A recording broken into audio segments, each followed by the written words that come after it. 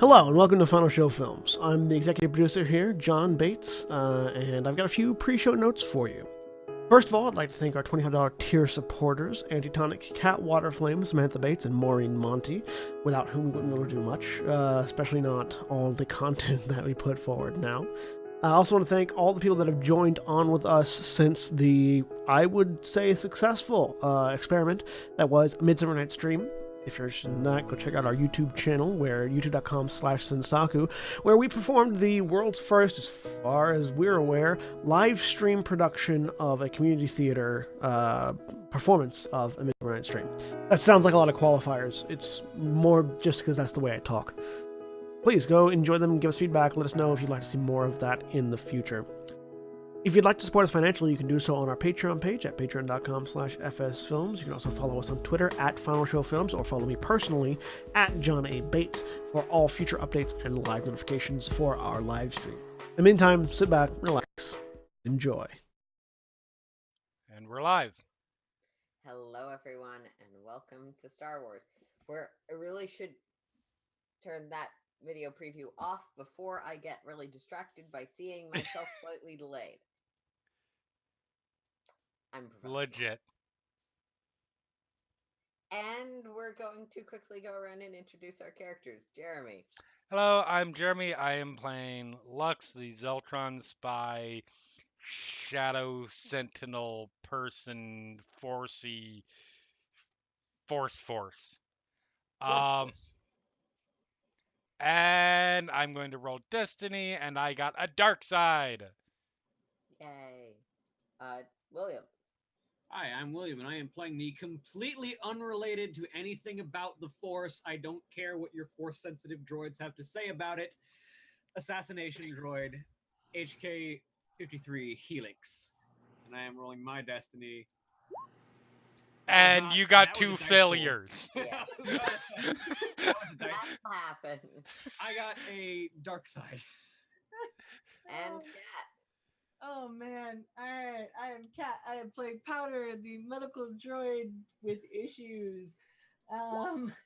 I got us a light side. Yay! And I am Aaron, who would like to remind you that even if you're not part of the Force in terms of being a living being with a connection to it, the Force runs through all things, including rocks, which is how rocks get picked up and thrown at you with the Force.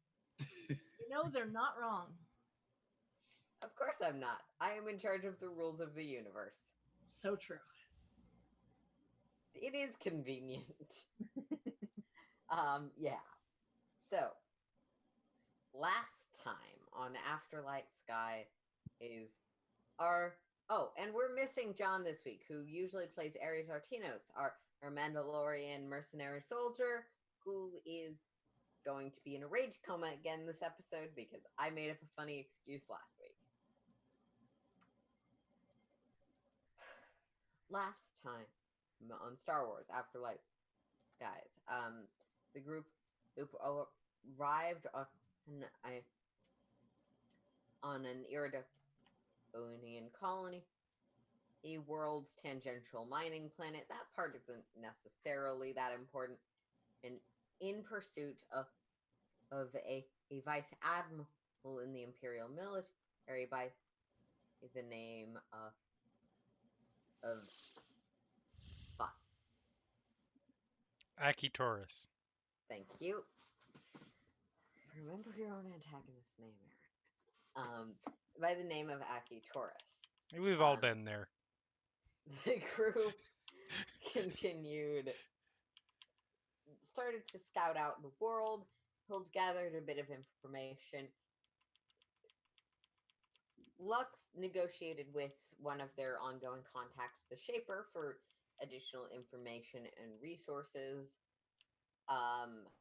only to discover that the people that were supposed to pick up the things she'd offered the Shaper on this world were dead.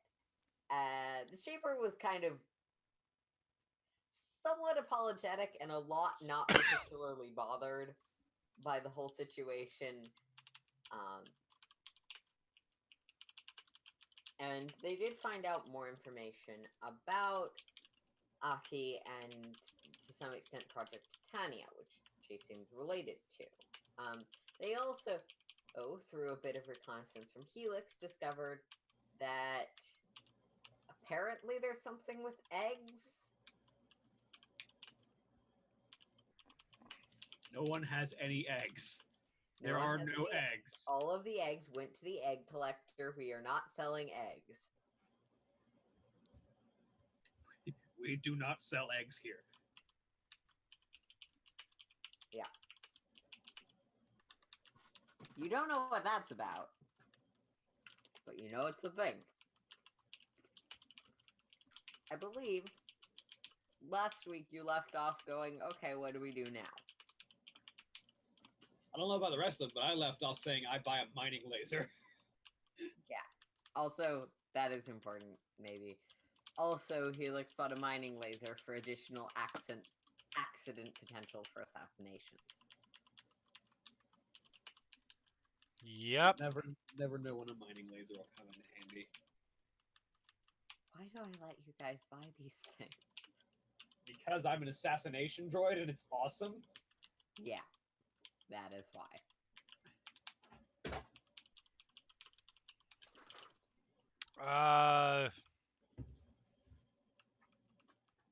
Yep. These are that is all right.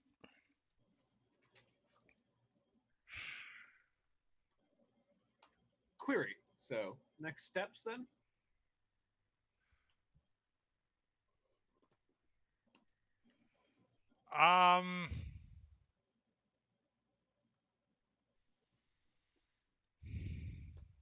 Feel like we had discussion last week and I don't remember. I didn't have a chance to go back and listen to what you guys discussed. Sorry.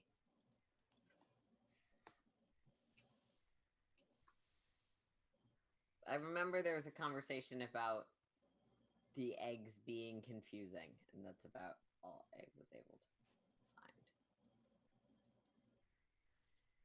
find.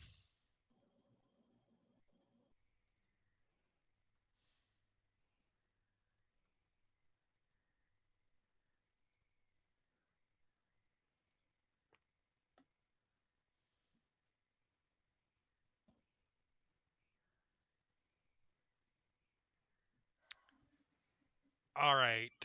Fuck.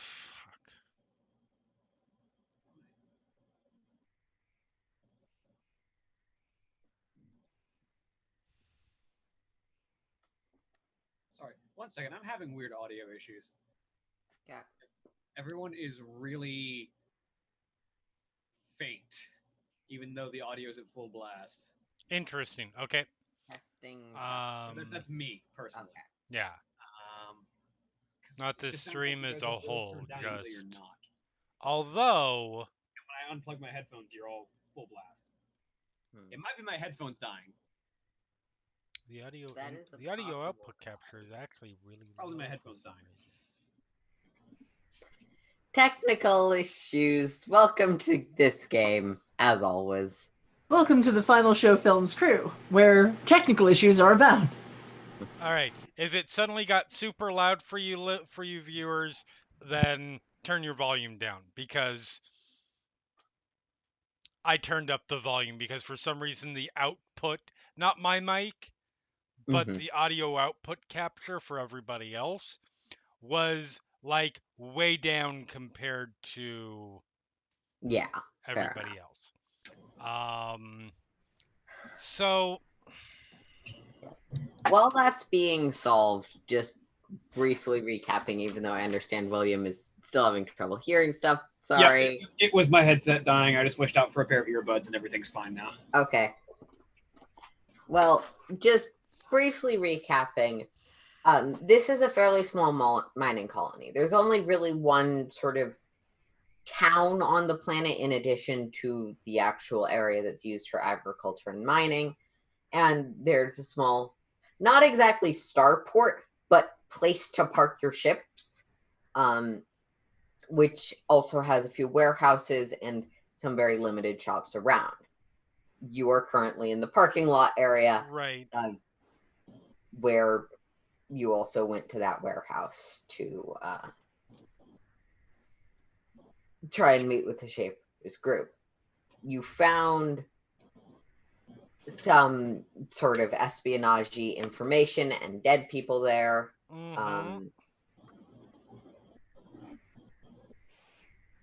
You talked to a few of the local stalls and discovered that thing about the eggs. Right. There's also some ongoing stuff with powder that you may want to address or may not. But the major location markers on your map right now, for lack of a better term, would be the mines themselves or going into town.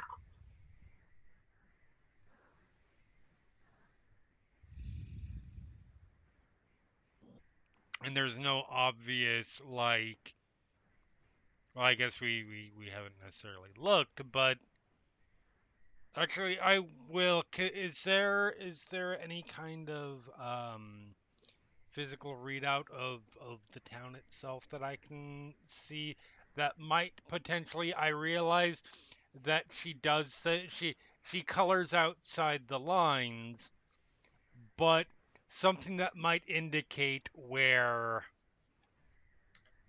So are you looking for like a town map Imperial, or a satellite? Or... Yes. All of the above. Make me a difficulty 3 with 2 encryption setback die. I don't know how many of those you can remove. I think at least one. Let's see. Roll for that.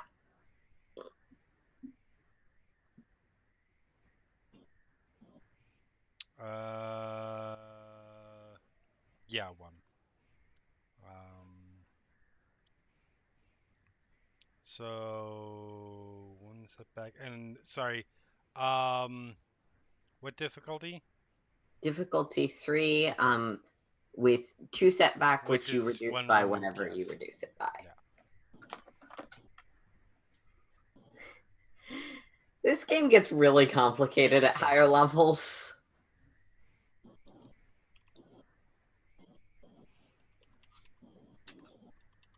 Two successes, one threat. All right. With 2 successes and 1 threat,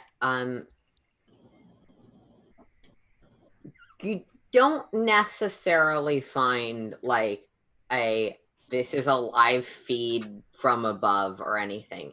You can find construction records and maps. It doesn't seem... Well, there's definitely some recent construction permits that were put through and then passed by imperial bureaucracy. Most of them seem to be for retrofitting and other sort of technical advancements as opposed to new structures. Like, I'm gonna pull out the lighting in this place and rewire it to be more up to date. That sort of filings. You do also find a potentially a bit dated, but like map of the colony's area. It is largely just heavily packed residential housing for the people who work here. There aren't necessarily government buildings to the place, but there are some, like, there's 2 general stores, there's a sort of a few places that handle outgoing and incoming ships and merchandise, so like things the mines transport off the planet, which might be a decent place to start, given that one of the things you would know is that none of the regular things have been coming in or out according to what the rebellion's been able to track. Okay. You don't have a similar map for the mines because they're really just created however is convenient to get closer to ore and stuff.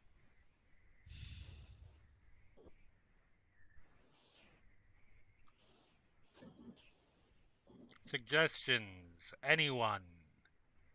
Anyone? Anyone?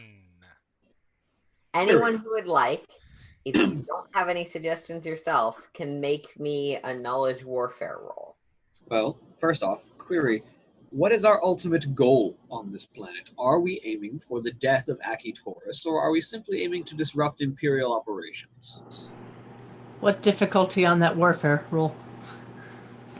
Difficulty 3 as this conversation continues. Yes. All of the above. You gotta realize, we'll go into this thing and measure success by, yes, we definitively killed the vice admiral at this time. That's not necessary. That's always the hope. But we want to accomplish as much as possible in terms of like long-reaching goals and you know, taking her out is good, but it doesn't mean anything if it ultimately fucks the people here or hurts our reputation.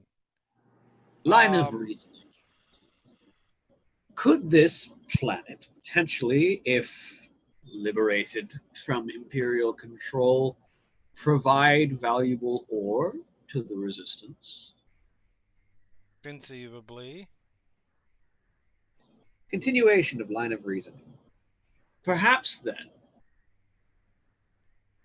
beginning disruption of Imperial operations by perhaps causing some undue havoc in Imperial command centers. You just want to blow stuff up. I get it. Interruption. Do not interrupt me. Continuation. By causing disruption among Imperial forces, one might kill two birds with one stone by simultaneously weakening the Empire's grip on the planet and potentially also gaining the attention of one Vice Admiral Aki Taurus to draw her out of hiding.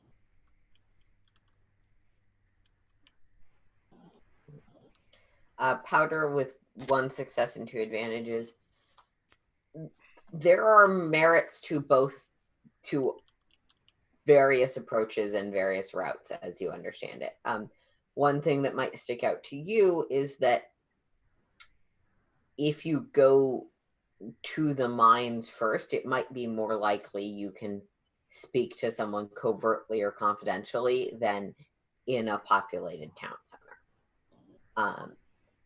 Though that would entirely depend on your motivations and what you want to do.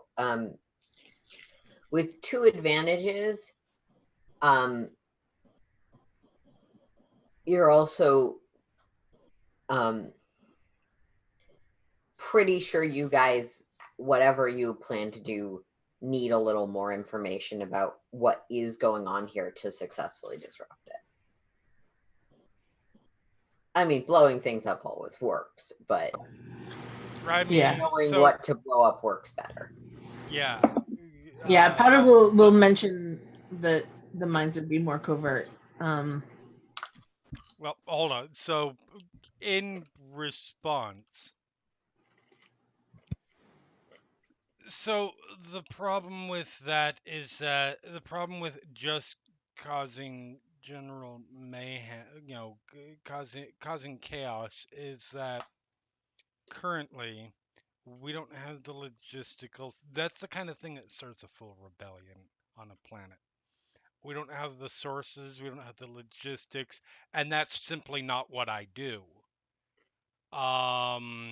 So if we try that, yeah, we would have some minor success, but it's the kind of thing where we wouldn't have the support structure in place to make sure that the residents are shielded when crazy psycho bitch decides to come down hard on them for believing that they're harboring sympathizers, and then ultimately it just looks like the rebellion is what the Empire paints us as, which is a bunch of terrorists who hurt the people. Correction. Oh, I don't mean general havoc and mayhem in the streets. That is outside of my modus operandi. I simply mean that perhaps some higher-up officials currently commanding Imperial forces here, officers that are in charge of troop locations and organization, might have an accident in the mines or something along those lines. well, yeah. I mean, that's kind of stuff, absolutely. We just have to find out where they are and etc. That sort of thing. Logical conclusion. So perhaps next steps are information on important Imperial officers in the area. Finding targets.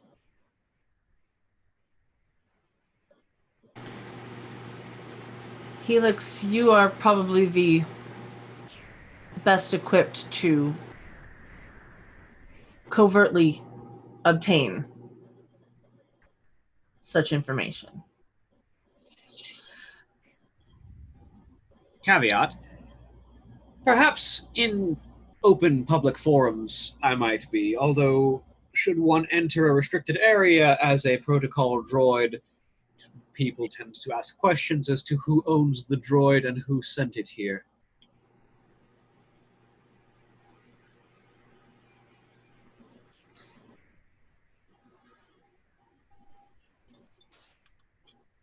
Musing. Generally, in places where meat bags are more prevalent and restricted access is required, one who can pass for a meat bag who belongs there is typically more likely to have success. You are entirely not wrong. You would, though, to throw a further complication in, the person whose credentials are least likely to be checked would be Powder.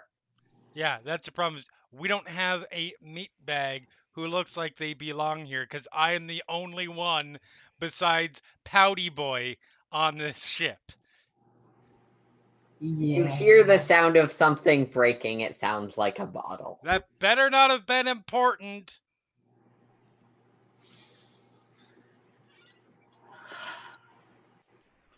And generally, my peeps don't belong anywhere. So, If medical droids, on the other hand.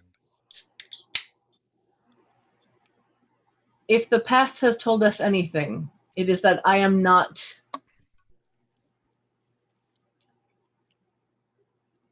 adept at covert. I mean, when have we found that out? To be fair, Lux has missed a bit. Take my word for that. Possible course of action. And if a droid could look sheepish, Powder looks sheepish. Possible course of action. Perhaps instead of posing as individuals, we might instead have to rely on my capacity as a model capable of stealth to blend in with local environment in the mines, and instead of attempting to masquerade, simply attempt to evade perception. And if located, use the guise of a protocol droid to extract oneself, but perhaps avoid attention instead. Right. That can work. So you wanna hop in there and do some murder? I mean, I know you want to, but do you think that is the best plan? Affirmation. I think that should key Imperial officers who might have more information go missing or perhaps get caught in a collapsing mine shaft, not only would it loosen the Empire's grip on these poor, beleaguered citizens, but also advance our own interests. I wanted to make sure that sarcasm was dripping.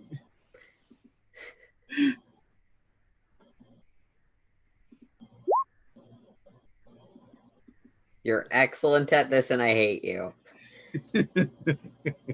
I mean, yeah, sure, that gives you something to do. That keeps you busy. Go for it. Acknowledgement. Then I shall return later. I'ma go hunt some people. Okay.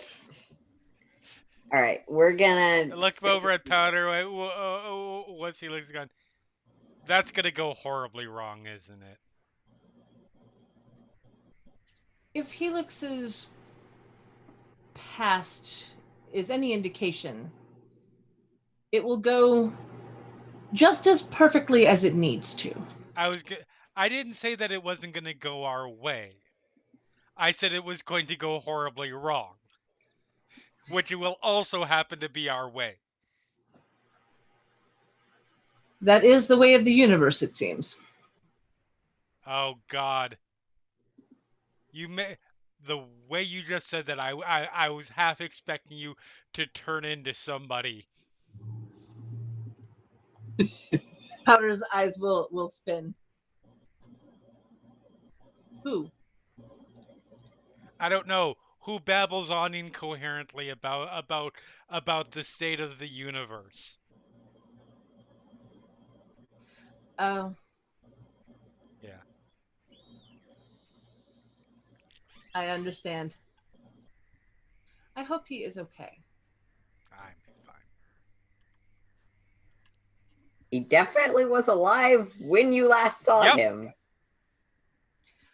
I'm going to check on Ares and make sure he has not broken anything on himself. Okay. And Powder will go knock on Ares' door just to check up, make sure he isn't, getting blood. After a bit of knocking and a bit of waiting, all you find is a not locked door and the occasional grunt or groan from behind it. Powder will just let Ares be aware of I am here if you need medical attention. And then Fine. You're not entirely sure he processed that, but it definitely was said. Cool. But yeah, we're gonna scoot over to Helix now. You can make your way over to the mine area easily enough.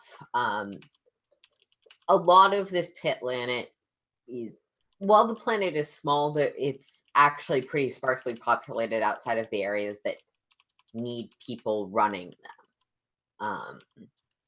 You pass a few farm areas that you avoid because you don't necessarily want to be seen. Seems like there's a fair amount of moisture to the surface of the planet just naturally, so they don't need moisture farms or anything, but agriculture, at least the kind that can assuade needing off-planet imports of food, seems pretty prominent. As you're going there, just make me a vigilance check. Sure. Vigilance difficulty? Difficulty 2. Difficulty 2. Vigilance. I have 2 successes, a threat, and a triumph.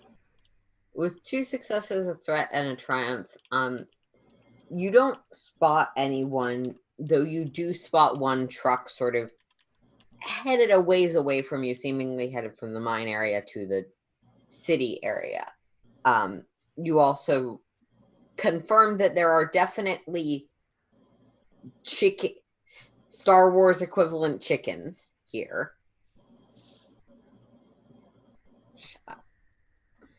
What? Star Wars equivalent chickens. Star Wars refuses to have normal animals. It's not my fault. Yeah. I was just going to ask, if you attack one of the chickens, do you suddenly get flocked by like thousands of chickens who team up on you and attack you until you're dead and you have to start the level over? It's more like Dark Souls pigs. There's only a few of them, but they're surprisingly hard to hit and surprisingly do a lot of damage. Yeah, makes sense. The pigs in the Majula area of Dark Souls 2. I've lost so many souls to those pigs. And then eventually you kill them enough times that the giant mega pig shows up. Yeah. No. I'm a spellcaster, which makes it even worse. Anyway, moving back away from Dark Souls, I tangent very quick. Yeah, you confirm there are definitely chickens. There's, and that the farms themselves seem to be operating at least as much as you can determine from a distance. Fine, they are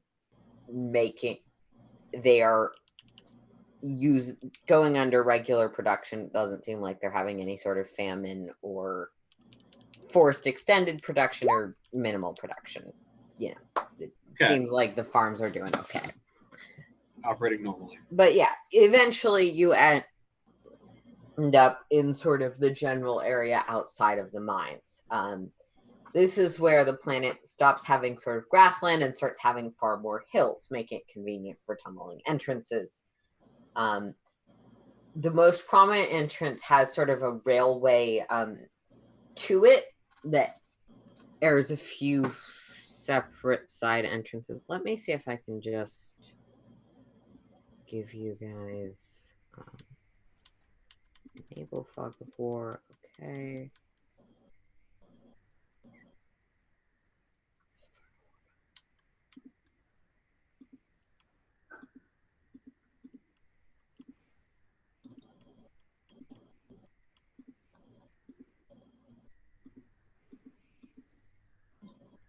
All right. You should be able to see part of that map. Yep. Yes. Great. Yeah. The brownish parts are the mountain edge. So, yeah. You can see one entrance that seems to have a foot trail to it. One that definitely is also walkable, but has sort of a light rail line led in towards it.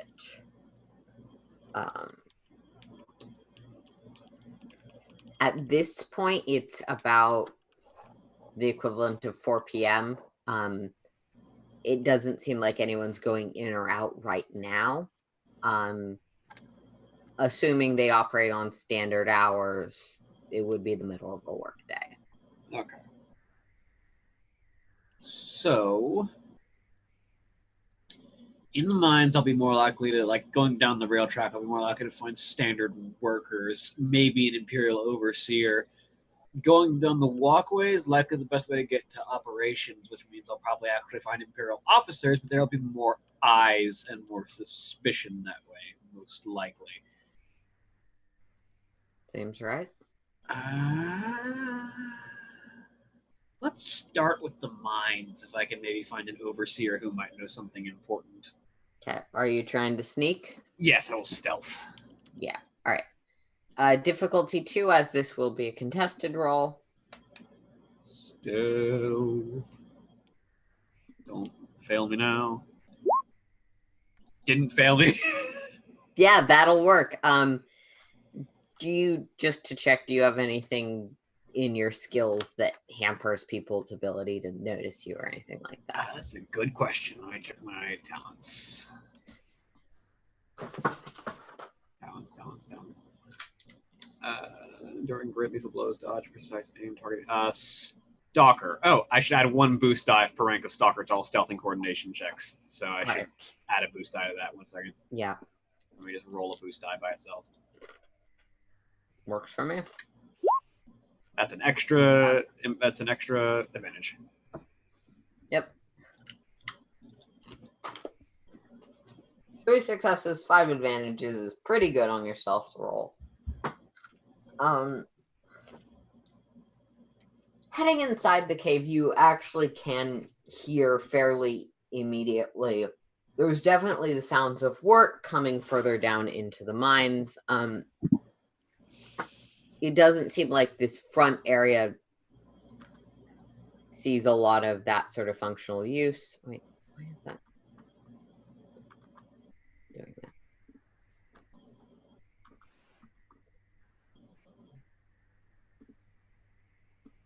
that? But as you sort of sneak in, you do determine that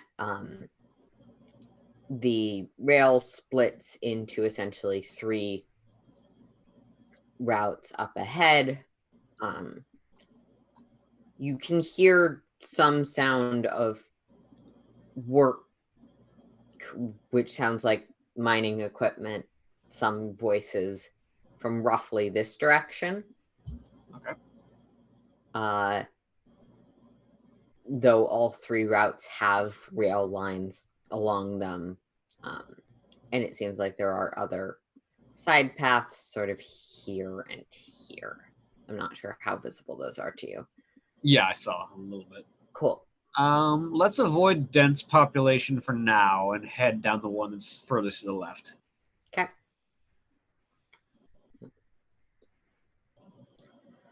As you head down this sort of side-most rail line, and it extends after a short break where you could cut over back to the second line. It extends straight for a long ways. After a while, it starts to angle downwards. A lot of the sounds of mass work recede into the distance. I do want you to just make me a vigilance check as you're headed this way. Yep. Skills, vigilance, difficulty 2. Yep. 2 advantages. Even with the sort of low light vision, and I assume you have like a flashlight and some other stuff. Yeah. Even with the low light vision and flashlights you have, the area is quite dimly lit, and the presence of stalagmites make heavy shadows appear. That's not relevant. You do notice as you're headed further along, some scratching on the side of one of these the ones on the floor, that catches your attention. It's not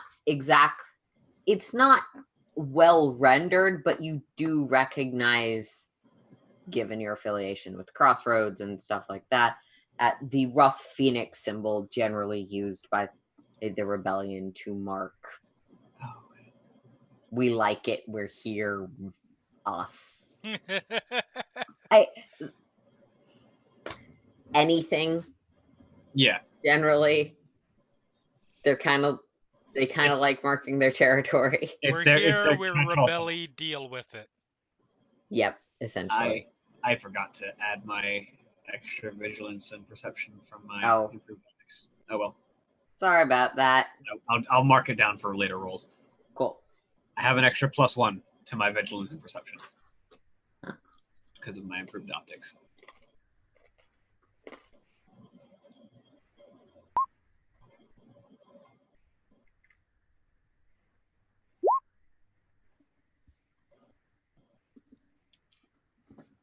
All right, so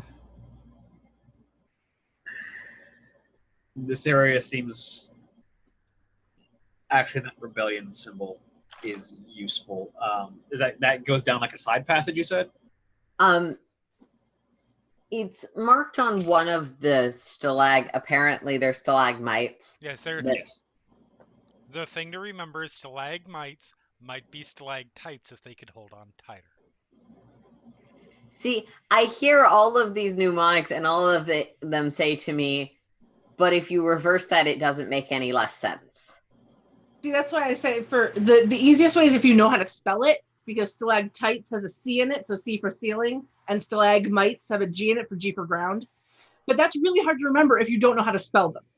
So it's stalactites hold tight to the ceiling, stalagmites burst mightily from the ground. Everyone understands what I mean if I just say stalagmite types, the ground bursty ones. Yes. Yeah.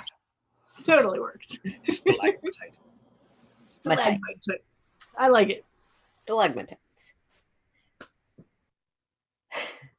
And does that, looking behind the stalagmite, does it have any seeming signaling, or is it just marking our territory? Let's see. You can make me a. Like, is it marking a cache? Is it? You can make me a. Let's make this actually a survival roll, because you didn't get any successes on the perception you won. Yeah, that's one of my worst skills. This is gonna suck. Sorry. It's all right. At least you didn't ask me for charm. Difficulty 2. No setback because you have a flashlight. Yeah. I got a success. Looking around and you kind of start feeling the wall behind it.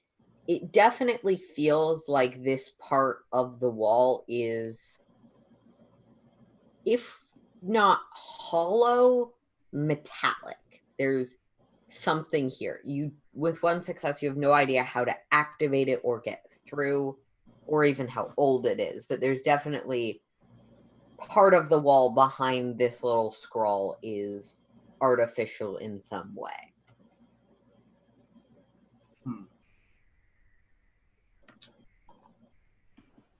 I would have had to have left the. Yeah, I would have had to have left the disruptor rifle, because it's not exactly easy to hide. Yeah. And if I was attempting to talk my way out, it would not help that I was carrying a gun designed to slag people. Yeah, disruptor rifles are technically pretty illegal. Even if when you are showing your mercenary badge, no one necessarily questions it a lot of the time. So instead... I think you can now sort of see the entrance I've carved out. Yeah. Okay.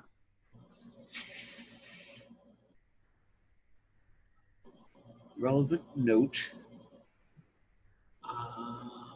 Do I have a secure frequency to the ship?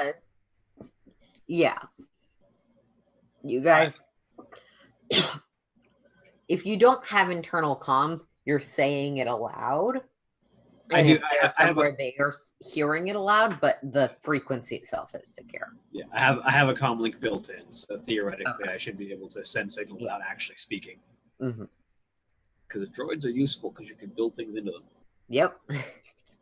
So I will use the secure frequency to contact Lux. Okay. Lux and Powder back on the ship. Was there anything you wanted to do in about 30 minutes after Helix left? Nope. Not at the moment, because... I know. I'm sorry. I'm trying to... It's okay. Yeah. But the ship does receive a communication. Like, no worries. Perfectly fine with this being more Helix-centric. Well, good assassination stuff. Yeah. Ring. Yo. Observation. Does the rebellion usually mark hidden entrances in walls with its symbol blazoned on stalagmites?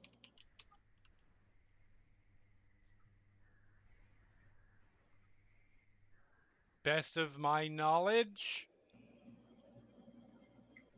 There's no centralized rules. Right. It seems like a dumb thing to do. Yeah. But I'm not going to say no. Query. If there were such a hidden cache, how would one open it?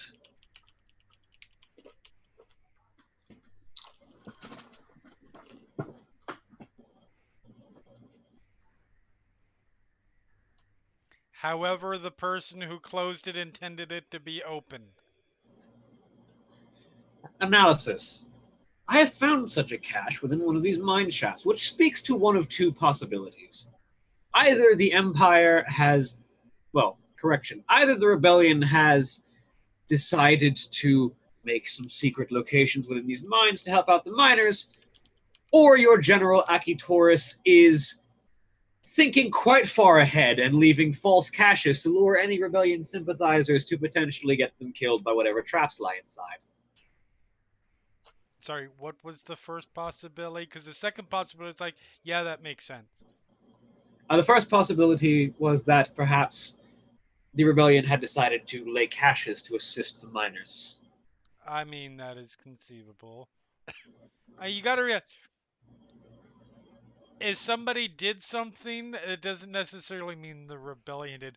We're kind of like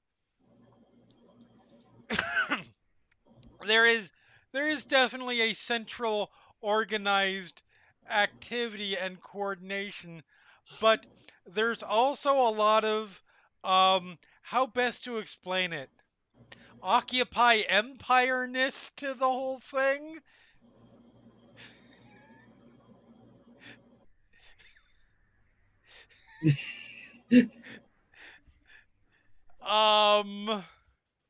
Observation. Somewhere a long ways off, a cyborg sneezes, really upset at everything. Observation. It seems to me that then having a unified symbol strikes me as a very good way to allow people to use it to their advantage who have not any goodwill for the rebellion. You're not wrong. However, symbols are important. Yes, they can be used against us, but without that, there are a number of reasons why it's important. Propaganda and communication and inspiration and so on and so forth. Can it be used against us? Yeah, just like we occasionally use stormtrooper armor and imperial call signs and the stereotypical image of the empire's icons against them. That's how this shit works. Observation. But Observation. It seems to me that if one intended to exploit an enemy's weakness, you would check to make sure that you do not have that same weakness exposed yourself. there are some things that are universal weaknesses inherent within organizations and the concept of organization and government and and so on and so forth. That's why bounty hunters tend to just dispose of the people who are being bad at bounty hunting. Yeah.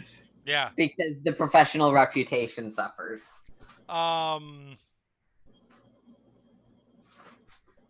You just kind of have to know that that's going to be the case. It's a lot more complex than it initially seems when you look at it from the outside. Anyways, so you think that, okay, back to the original point. Observation. I have found a metallic and possibly hollow segment of this mine shaft wall hidden behind a stalagmite marked with the rebellion symbol. My theories are that it is either a rebellion cache to aid miners or Akitoris' attempt at a trap for rebellion sympathizers. Do you know where the access point is? Theory, presumably behind this metal plate, although I do not know of a way to open it.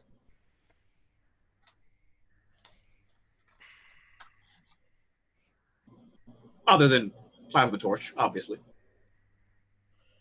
Which I wouldn't suggest until we can determine if there's anything else. Alright,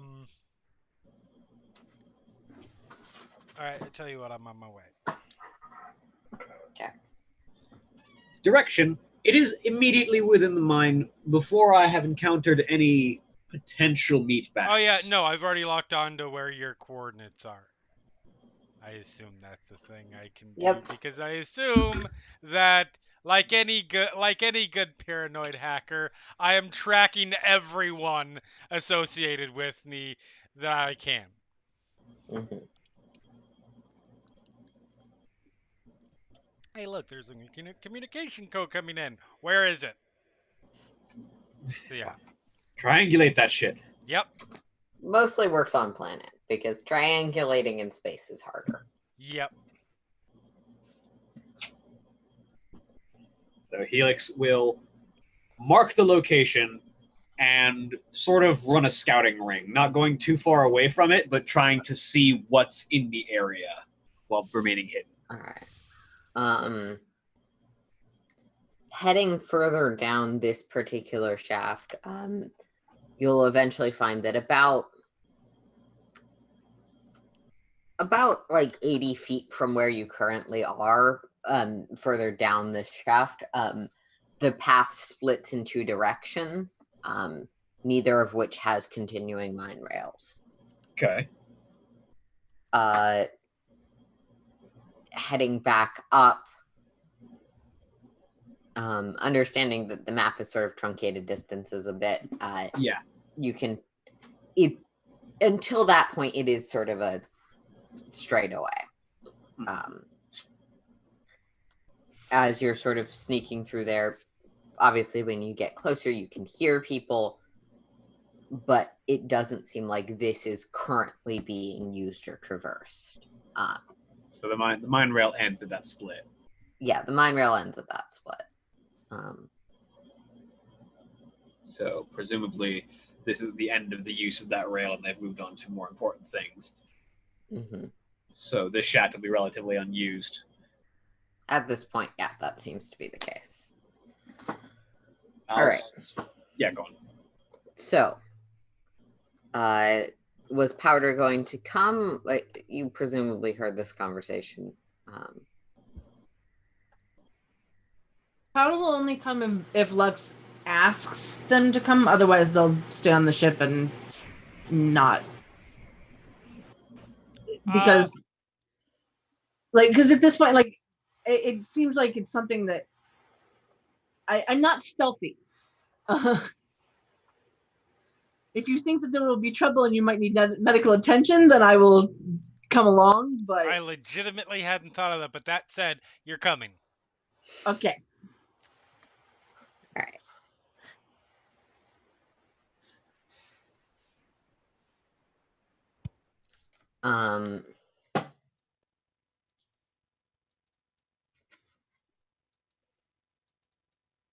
Okay.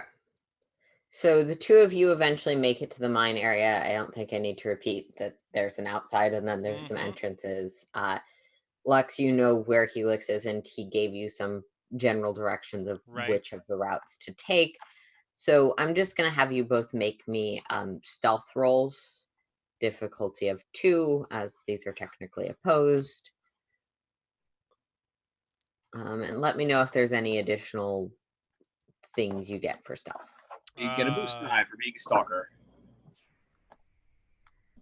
I told you I'm not stealthy. I got a failure and an advantage. I have no successes, but I have 6 advantages. I got something out of this, even if it wasn't stealth. I legitimately forgot about that. Oh, man.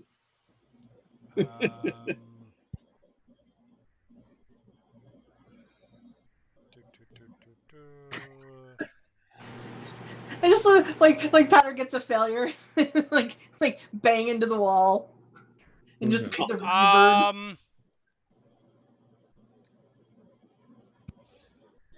Yeah. All right, this is a question that is potentially spoilery. I add a boost die per rank of sleight of mind, which is 1, so I get 1 boost die to my stealth checks, unless the being attempting to detect the character is immune to force powers. Is there Are you trying to hide from primarily your allies or primarily the people you are not wanting to?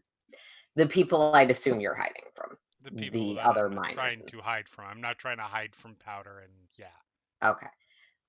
So we're just going to assume that Powder and Helix aren't affected by this part of it, but you can make the roll with that. Okay. Sorry, that's the tricky thing about there being like droids in the game, and also like making against not Right. just the minion group, but with the context of there being other people around. 3 successes and a threat. Okay. Yeah. So Helix, you decide to sort of peek your head down each of those corridors just to determine that there's nothing there or determine what is there. What you find is that one of them sort of shortly after ends in a cave-in, and the other one has, after a little while, a ladder that seems to head into a deeper part of the mines. Mhm. One of them caved in, one of them's the ladder. You're not necessarily being stealthy, but you're finding out more, and also you're pretty far away from the people who might be able to hear you. Fortunate. I didn't get a despair, which to be fair, I didn't have any setback dice. So Just as you guys enter the mine, Powder, or you feel yourself almost trip over one of the rails that sort of is just a little bit higher than the other ones. However, the two of you actually managed to make it through just fine, heading towards that intersection where eventually you will meet up with Helix. Or at this point, you would probably meet up with Helix. yeah. Dude. Observation. Behind this stalagmite, you will find a panel that is actually just hidden behind the wall, but still out of place. Alright. Okay.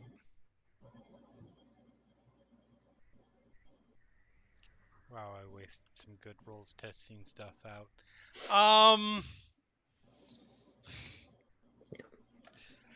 I'm going to look it over. You can make me that vigilance check that Helix previously made.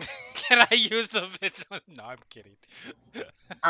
If you hadn't told me in Yeah, advance, I know. ignore these rolls, I might have let you get away with it.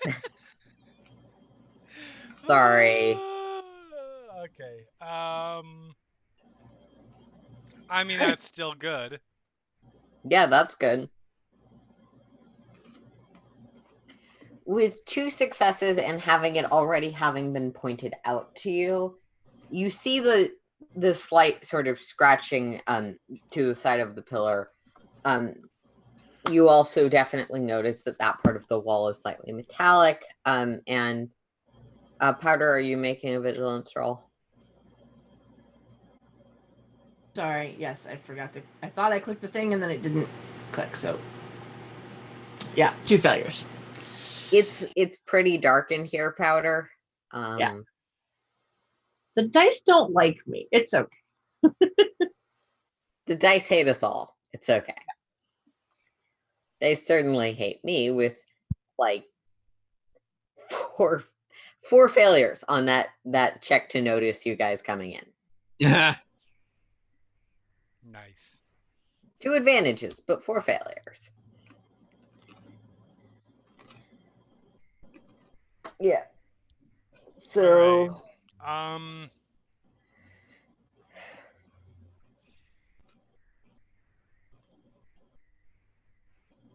Yeah.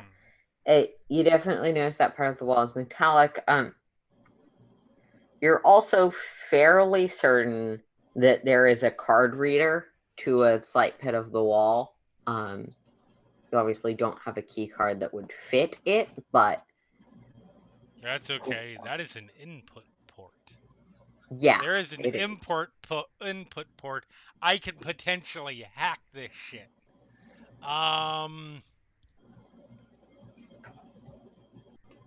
Gonna pull out my hacking, my slicing tools.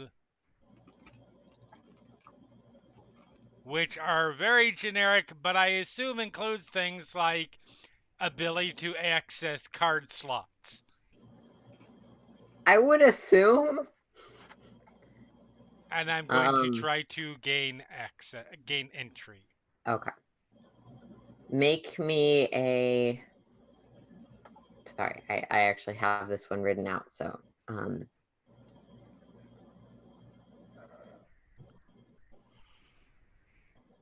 difficulty 3 computers roll with a setback die for working in the dark. Okay.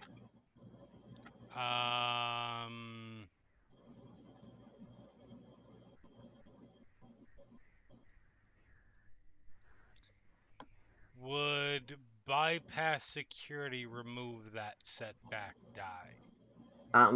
Can you read the text of that? Removes 1 setback die per rank of bypass security from his skullduggery and computer skill checks made to disable a security device or open locked door. That's broad enough, I'll say okay. Okay.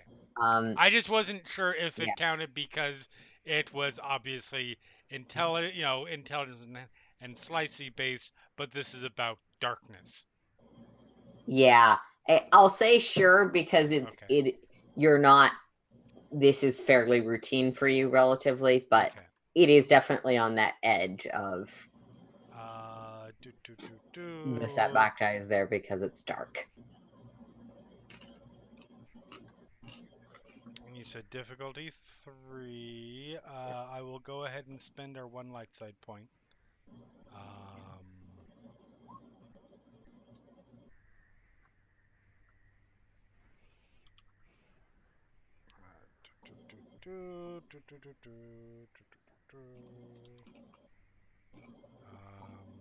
And 3, not 2.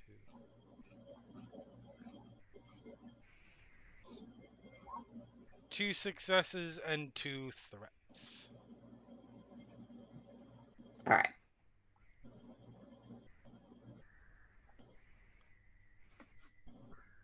With 2 successes and 2 threats, you open the door easily enough. But given the threats, as you sort of are fiddling around with your tools, you're not you're being quiet enough that the loud sounds of mining far away do not hear you.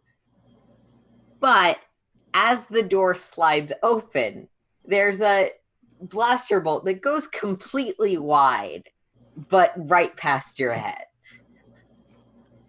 Is this a automated blaster bolt, or is this a blaster bolt coming from a person who is hiding behind the door?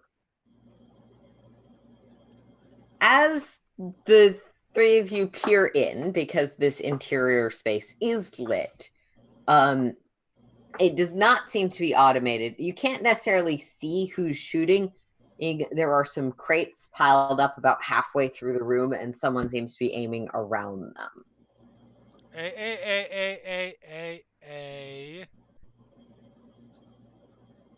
Calm down.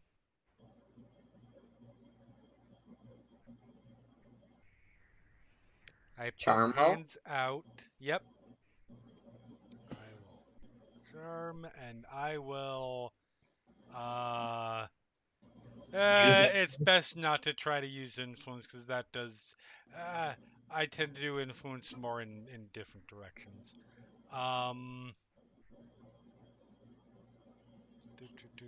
Difficulty 2. Mm-hmm.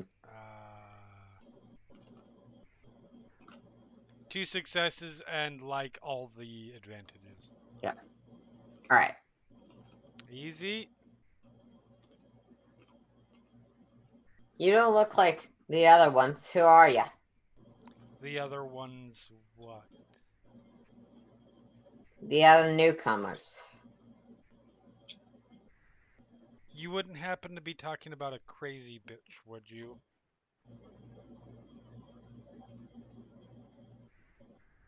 There seems to be some muttering behind the crates. Okay, like you can voices? Come in, but shut the door behind you. Right. Look back at the other guy, at the other 2, sort of gesture. medical droid and protocol droid Yeah. enter. Shut the door. Do you want to come out?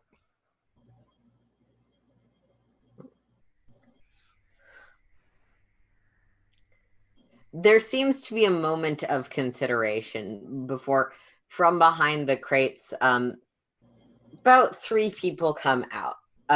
2 of them are definitively kids, maybe like 8 to 10 age range. The older one is probably in his late teens or early 20s. He's the one who's leveling the gun, though to at least 2 of you, it's pretty obvious he doesn't actually know how to use it all that well. Oh,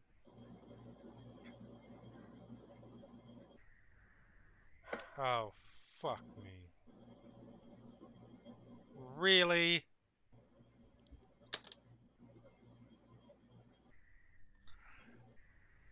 Hi! Please tell me you're not all that's left of the resistance here. No offense. Sort of looks. Well, we weren't exactly the resistance in the first place.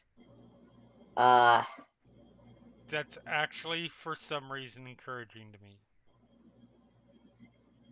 I don't really know whose place this was originally, but I was sent down to check on some of the areas where they thought we might get some growth, and I found this place a few months back.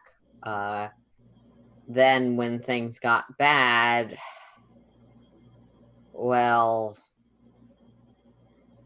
there was lots of food here, and I figured probably best to get out before it gets really bad. You're the first ones I've seen. Here. Yeah. Fair. So my name's Lux. Keith. For the record, they're all Eridonian. Okay. Yes. Zabrax. Yes. Thank Darth you, Mauls. William. They're all Darth Mauls. Well, Darth no. Mauls. So Darth Maul is is a Night Singer. when you have the bright primary colors, that's the other half. Right. That's all the Zabraks who are not Darth. Not literally. I know. I'm continuing to make jokes. Yeah. So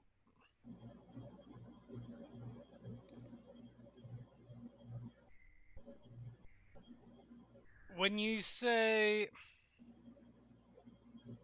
and I go, is there some place to sit down? Yeah, like it seems like these people have piled a lot of the resources in the middle of the room to use as a barricade. But there's a small console. There's the Star Wars equivalent of a mini fridge, a few other things around. But yes, there's a place to sit. All right. Yeah, I go take a seat. So, Keith, question. When... oh, shit. There we go. Didn't load good. Sometimes you click a link and all of a sudden you realize there's a video that's on the page. Oh. And you panic and you hit the back button as quick as you can before you flood your viewers with Random audio.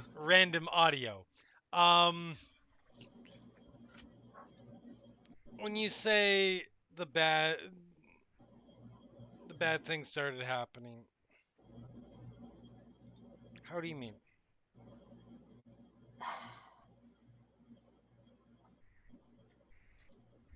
He sort of looks at the two younger ones and just sort of sighs, pulling what looked to be snacks and rations out of the crate. Looks at group of you, looks at the tree droids, remembers they don't eat. You want anything? I'm good. Okay.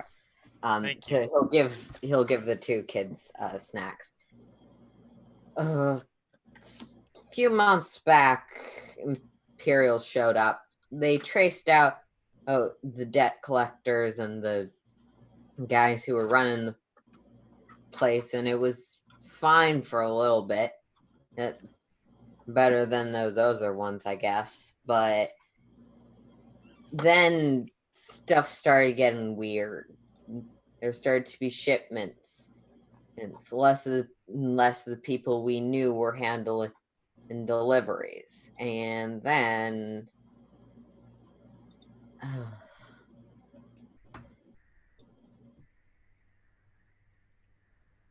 I mean, I feel like the words that are about to leave your mouth are, then this woman showed up.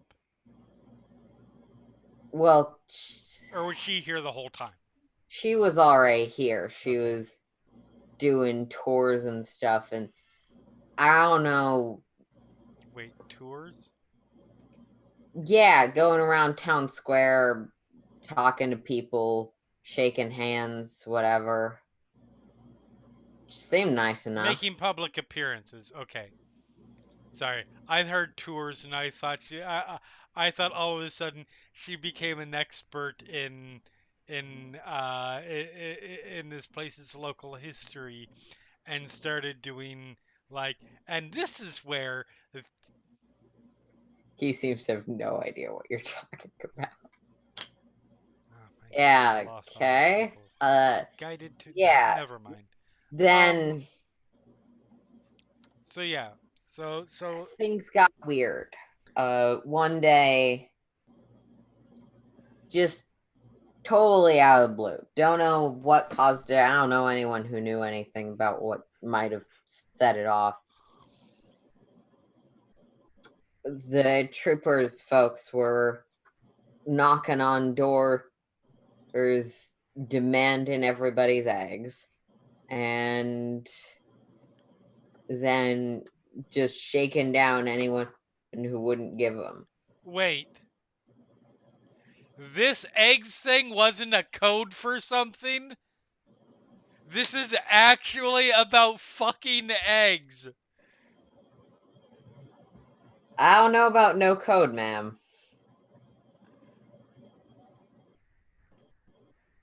Ah. It wasn't a big deal. Like, we still had other food. Right. They weren't trying to starve us or anything, but a Is lot of this people gave them up willingly. A lot of people found out how willing they were to be violent when they weren't listened to. is this planet known for its omelets? Not at all. That's the weird part. This is around when I decided we needed to get out of there, because there was a big speech. Basically, everyone in town was there about, the standard stuff. There are traitors in our midst, loyalty to whoever's in charge at that point, And all we that. shall know them by their eggs? I'm getting there. Stop making fun of me, okay? Look, I'm not making fun of you. I swear I'm not. I am. So the person that you're dealing with, that's in charge, the woman, she's terrifyingly batshit. And so the easiest way to handle that is to sort of poke fun at her. I'm not mocking you. I promise that. Okay. You're gonna make fun of us after this next part. Because, I'll try real hard not to. so she gives this whole speech. She's given a few of these. Most of them have been about, like, prosperity and Right. growing the community. But there have been some, like, do as I say things before this. And then her guards, the guys with the masks, bring out all the eggs, which they've drained them, just the shells, Okay. and puts them around the town square. Just lays them out. Eggshells, the fragile things, not boiled, nothing like that. Just puts them out, says one more time she expects an obedience, and those shells stayed there as long as I was still around. 3 days. No one touched the things. No one knew what would happen, but no one wanted to break them. Right. And that's when I left. I don't know why it scared me, but it did. Because you are dealing with somebody who is two things and equally so. And they work together brilliantly. One, completely off kilter.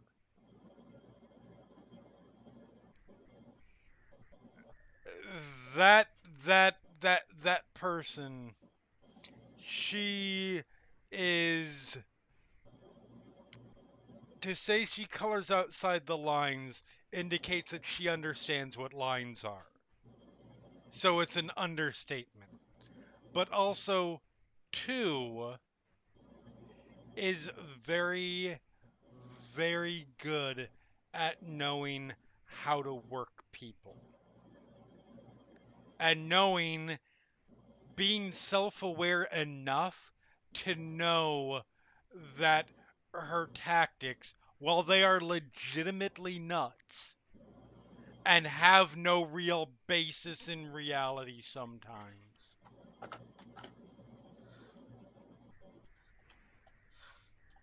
are to her benefit when she can use them to terrify people. That's why you and everybody in the settlement had the rational, sane, sensical response when the crazy lady tells you not to touch the eggs. You don't. Mm-hmm. I just have to try and figure out now whether she just picked eggs at random as the thing to freak people out about, or if there's something legitimately serious here. I'm gonna ask questions I never thought I would ask as part of an official. What kind of animal is producing these eggs? Insert the proper word for space chickens here. So it's not like some kind of special, like unique animal No, like I they're not understand. a delicacy, but they're not like the main thing we produce. They're not Right. necessary at all. Ever. I don't know anyone who couldn't get on without their eggs or couldn't just slaughter the chickens and eat them. And Too bad. it's not a specific like breed that is specific to this planet. I think they're off world, but Okay. no, not really. Um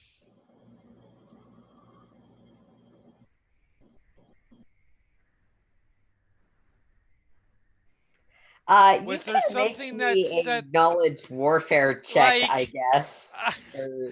was there Actually, something that set her? I'm just trying to, you yeah.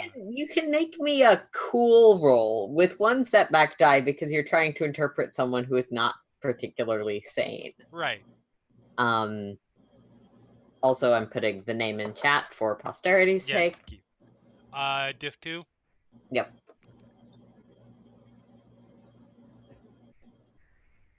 Nope. 2 threat. With 2 threats, this is weird. Other people are obviously also welcome to make this roll if they want. This is weird. This is a crazy person doing crazy things, With two threats, but with a possible purpose behind it. I just can't. with two threats, your first thought is this some sort of economic incentive, something like that? But it doesn't sound like that's the case from what this guy knows, and he's probably a decent source of local knowledge from what you can tell.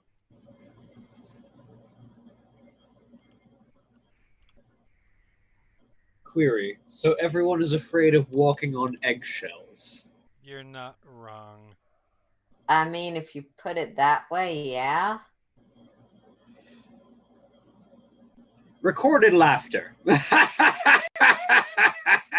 I mean... Okay, the protocol droid is definitely laughing at me. He's laughing at this at the joke that he made. Also, Helix, the joke is that you are walking on eggshells, not that you're afraid of. The saying goes that you are walking on eggshells. Therefore, you are being very careful and gentle about how you are stepping, not you are afraid to actually walk on the eggshells, so you don't walk on them at all. Correction. While I will correct this, while I will acknowledge the correction of syntax, I was very much making fun of them. They're not helping. Acknowledgement. I know I'm not.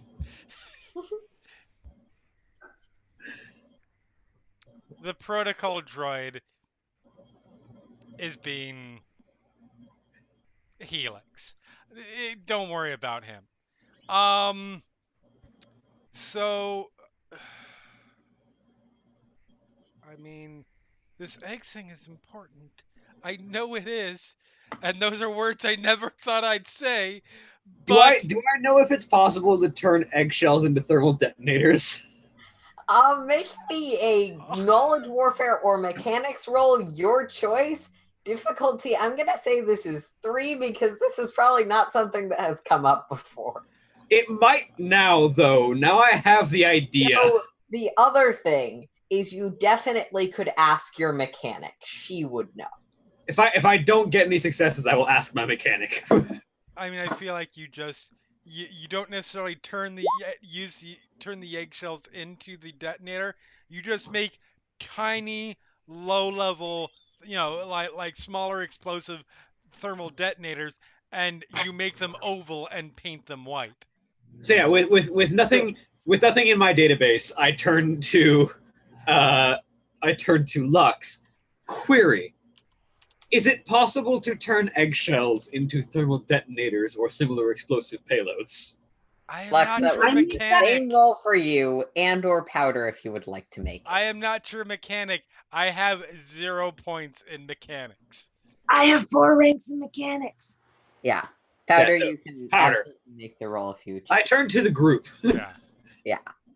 Difficulty 3? I'm pretty sure. But knowledge warfare or mechanics, your call. Oh, I can do knowledge warfare, actually. I'm going mechanics with my 4. Yeah, fair enough. Don't you have a mechanic on your ship, though? Add. Is it difficulty 3? Yep. 5 successes. Holy! Oh my gosh! I swear to God, the dice hate me tonight because they know I'm sick and they're just being a bitch. Because 3 failures and 4 advantage is just with 4 advantages. Powder, the main thing you're thinking of is eggshells are very challenging to work with, even for you who is used to working with very delicate organs, especially if you don't treat them in any way. They're very fragile. Applying pressure is possible, but especially if the eggshell has otherwise been drained, they can break quite easily. Yeah. Though with 4 advantages, your main thought is there are definitely reactive substances you could use with the organic matter within an egg to create an explosive reaction. It wouldn't necessarily be a thermal detonator. It would be more of like a, when you blow something up in a kitchen and it catches fire, than the kind of explosion a grenade or a thermal detonator creates. So they can be used for contained detonation. but that would be the stuff inside the egg. Lux with Yeah. with an exceptional success to know if eggs can be used as grenades. Theoretically, they are large enough you could place something inside of them with enough care and time. Mm-hmm. However, it would be impossible to fail to disguising the weight would be basically impossible. Right. Let's try to pick them up. So it would probably be fairly obvious. The difference between an empty eggshell and an empty eggshell with a grenade in it would be immediately evident. If someone tried to pick them up. Yeah. Which no one or has. examine them closely. Yeah. I mean, you put one of those in the middle of or like you put 3 or 4 of those in the middle of a crate full of eggs. No. Sorry. Yes, though that's not necessarily relevant to this situation. Also, at that point, if you're hiding them in the middle of a crate, you can just put a thermal detonator in there. You don't have to take the time to put it in an oval shape and paint it white. Mm-hmm. Though thermal detonators themselves would be slightly bigger. Yeah, but I'm saying, like, you take a big crate of eggs that are being delivered, and you put, like, 3 thermal detonators in the middle. I don't think the weight difference is going to be enough that somebody notices until, no, in that case, it would not be. The though city you don't block expect explodes. that is this situation. Right.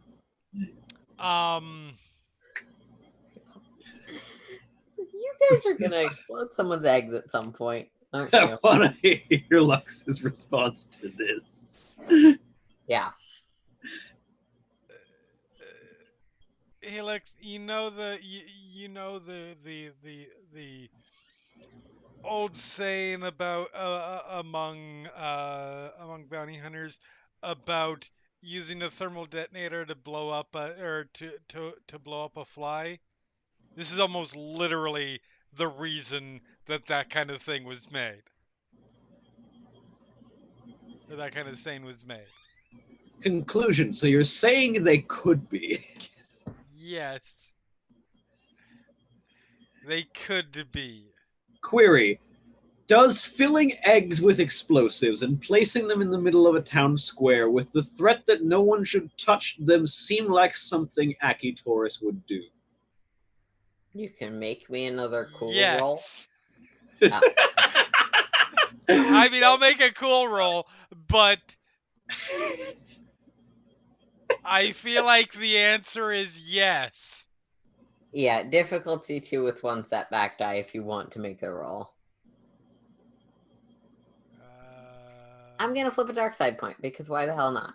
Sure. I have. Also, I didn't want to use them on the egg rolls because I wanted you guys to find out funny things.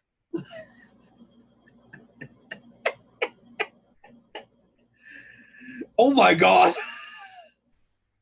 Well, with 1 failure, 1 despair, and 3 advantages. Of all the times to get that roll, though, this is that roll. This is the time. Yeah. Maybe, probably, in your experience,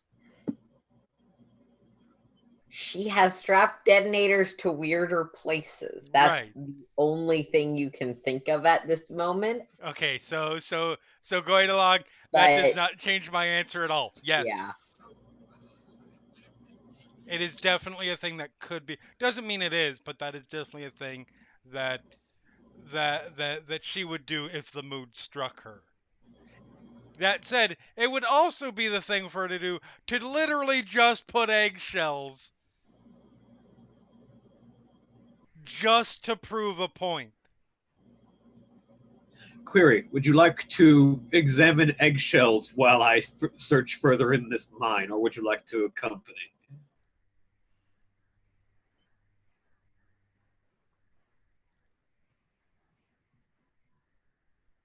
I mean, I I look turned over to, at Keith. Keith, yeah. I've got a question for you. Mm-hmm. Let's say I'm assuming that this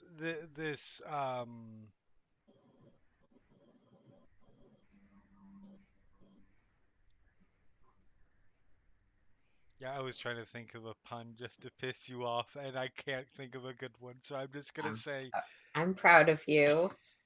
don't be proud of me. It was only because I couldn't think of it. Actually, no. This reign Rock of fall. terror. So, Keith, I'm assuming that the good vice admiral, Vice Admirable. the good vice admiral Torres provided. Should you know of somebody who is holding out in terms of their eggs, um, a way to contact her so she can make this reign of terror complete. Where would that be? Probably her officers. Like, she didn't say anything about it specifically. Like, the whole speech was pretty general. She didn't really address that until the end. The elephant in the room. Hi, William. There are rocks over your head right now. There There is are. literally rocks over our heads. I Fun-based 2PK would be really mean. I feel like mine was so bad that it almost redeemed itself. Sure. Sure. You Anyway, can sorry. think that as the ground starts to rumble. I'm kidding. Um. So But yeah, you short probably version. her officers You don't don't know rightly where to know what their ranks are. The guys with the masks. right, but you don't. So the short version is you don't necessarily know if one were to want to speak with her directly, where to find her. I haven't been in town a few weeks and things Right. changed pretty drastically, but if she is out giving her speeches and talking to the people, well, I never did, but it was easy enough to meet her at that point. Just sort of walk up and say hi when she's shaking hands, I guess. Other than that, you could try asking her generals. I don't know, the guys with the masks. Query. Are any of these officers within this mine or its operating facilities?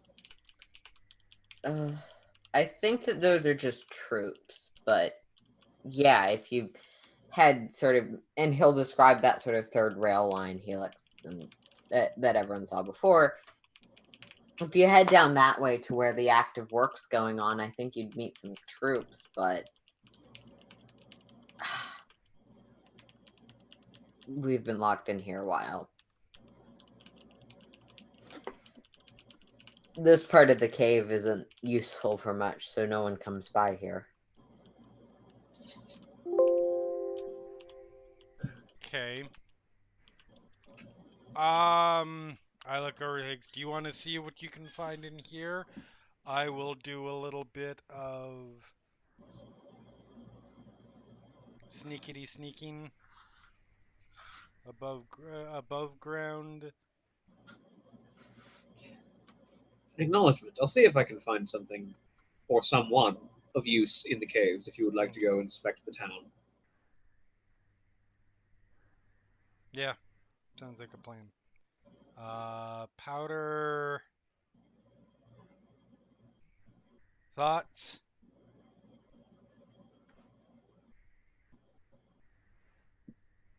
I will go wherever I am most needed. I'm not sure how I can help, but I mean,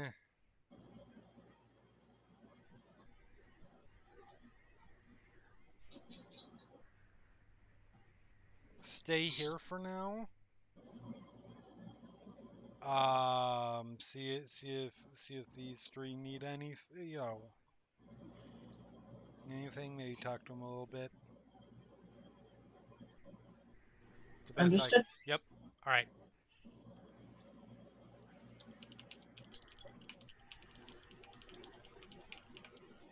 Time to inspect the cave further. Yep. Okay. So we're gonna go. I know everyone is splitting off, and we will get to everyone, but we're gonna start with Helix. All right. So Helix, you head back out into the cave proper. As you two head out, he's sort of, I know you got in before, but you could use these. And he'll hand you each a key card. Acknowledgement. If they do anything else, but they open this door.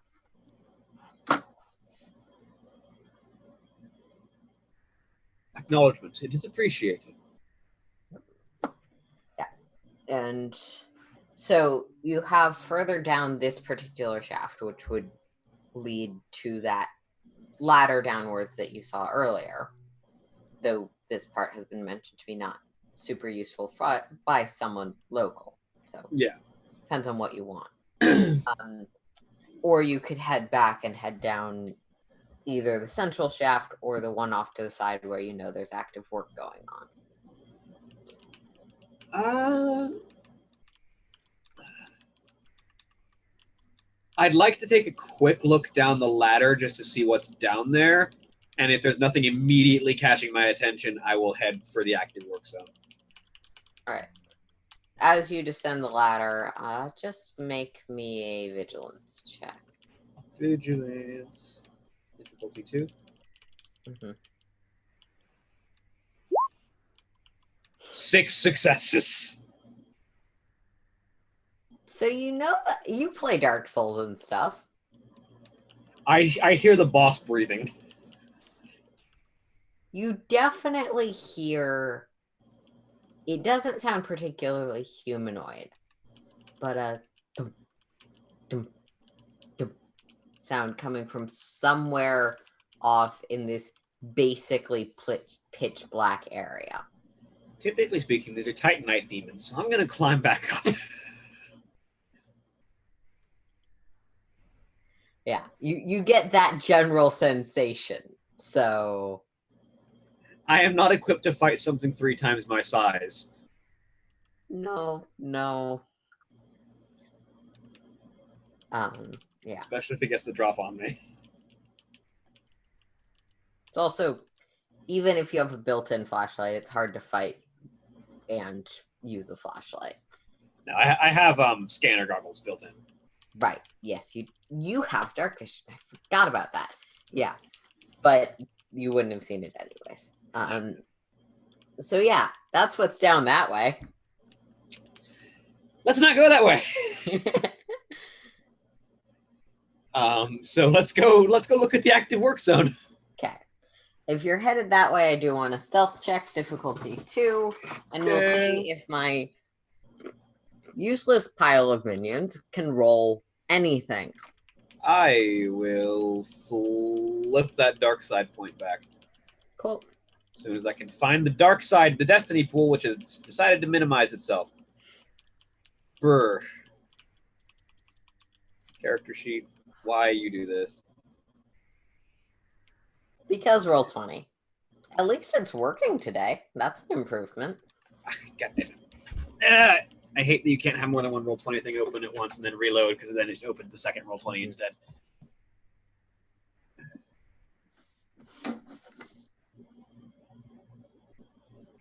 Edge of the Empire.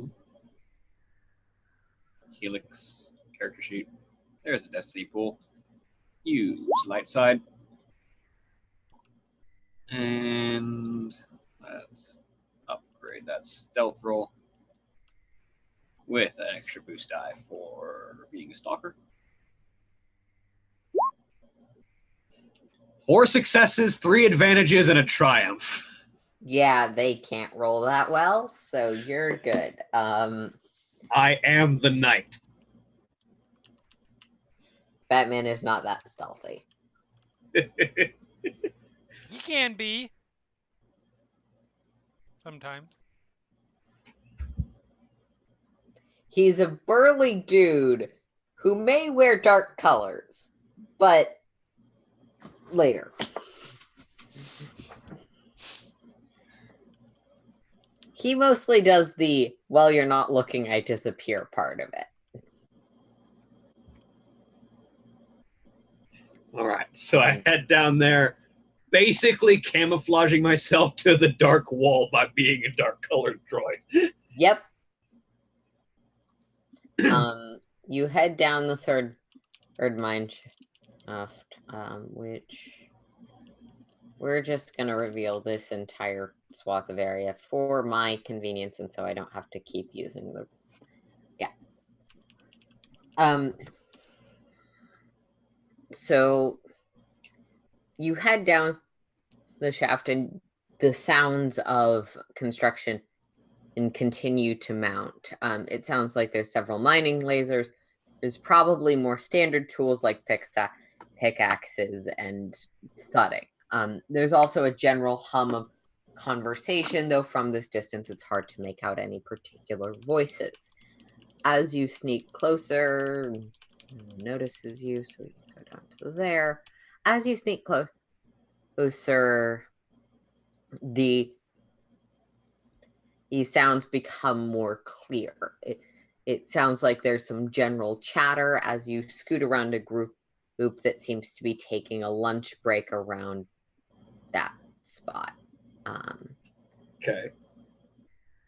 There's a lunch bar. Hitting the end of the tunnel up top. Oh, I guess there's a slight bit of this area I didn't reveal properly. Hitting the where the tunnel ends and the track stops up top, you cycle around through a very thin, unused corridor. It's hard to see until you're sort of peeking around from there's my pointer here into the open area. This seems to be where most of the mining is taking place.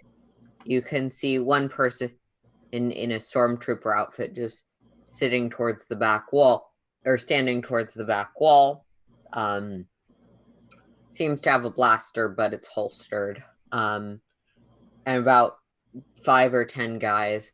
None of them seem particularly nervous or uncomfortable, but they do seem to be concentrating and keeping a close eye out, presumably because mining is a dangerous activity where you want to be careful and not fuck it up. Yes, it is. You make ominous sounds about things, but okay. Is the Stormtrooper the only notable Imperial agent present? Yeah, the other guys are dressed similar to how Keith was, in fairly standard, sturdy clothing and heavy gloves, but they look to be locals. All of them are Zebraki.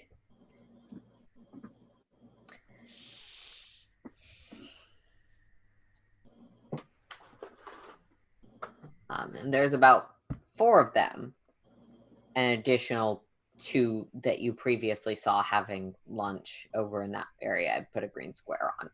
Okay.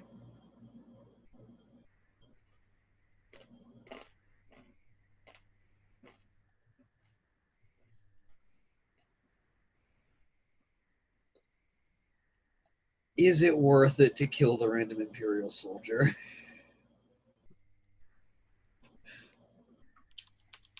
If it matters, he doesn't have any significant marks of an unusual rank or the slightly more advanced helmet that tends to indicate, like, being part of a specialized group.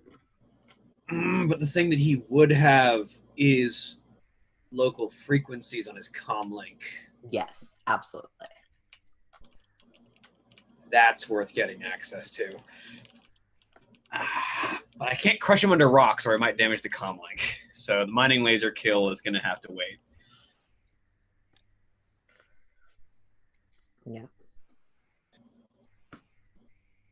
As Helix contemplates his options for murder and how to murder someone without the 4 people who are like 10 feet away noticing.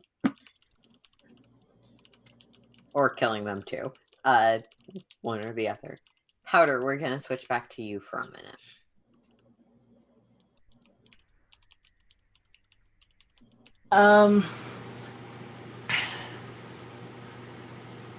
Can I do like a quick medical check on these people, make sure they're actually okay? As you sort of approach the 2 kids, Keith kind of pulls the gun back out. Oh, he clearly is not quite sure how to hold this thing. Mm-hmm. What are you doing? I am a medical droid. What are you doing? I would just like to make sure that everyone is in good health. Make me a charm roll. All right. What's my difficulty? Difficulty 2, it's an opposed check. Let's see. Hey, look, I actually got a success. Success and an advantage. All right.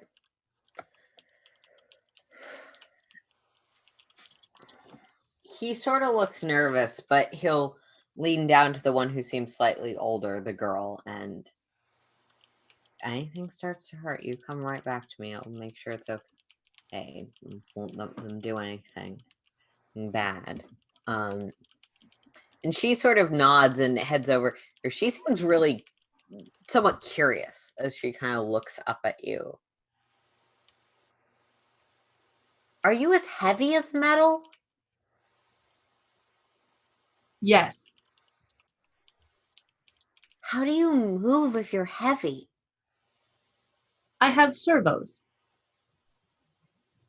I tried to move Keith once while he was sleeping, and he was really heavy. Metal's even heavier. Here. Do I have servos? I do not know. Will you let me look? Okay. Hey. Keith can carry me, though. Does that mean he has servos? I do not know. Maybe he will let me look. Keith, we need to check if you have servos. Servos sound cool. Do we all get servos at some point? Is it a growing up thing? Like you losing your teeth and getting different ones? I do not know. I will research and get back to you.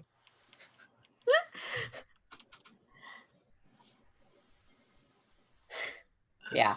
Make me a medicine check, just difficulty 1 to see how she's doing.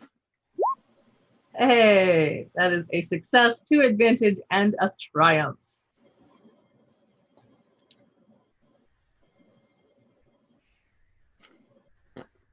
With 2 successes, with 2 advantages, a success and a triumph. She definitely hasn't been getting much sun, at least recently, which could create issues if it goes on too long. But it seems like she's getting plenty of exercise. It seems like she's been eating okay. She keeps badgering you with questions, so she's clearly attentive. Nothing that strikes you as like an immediate risk or that she's in poor health in any significant way.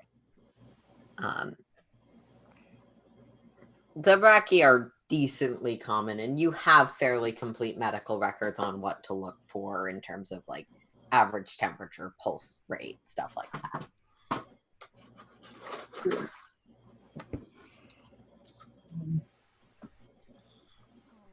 With a triumph, she is slightly dathomirian. Slightly what now? Dathomiri, which is a different subspecies of Zabrak. Yeah, different Okay. subspecies than you'd expect to find on this world.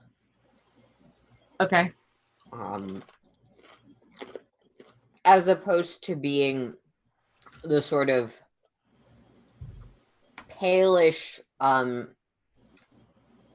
of like a desaturated version of Caucasian that a lot of Zabrak are. She has more like crayon yellow to her skin.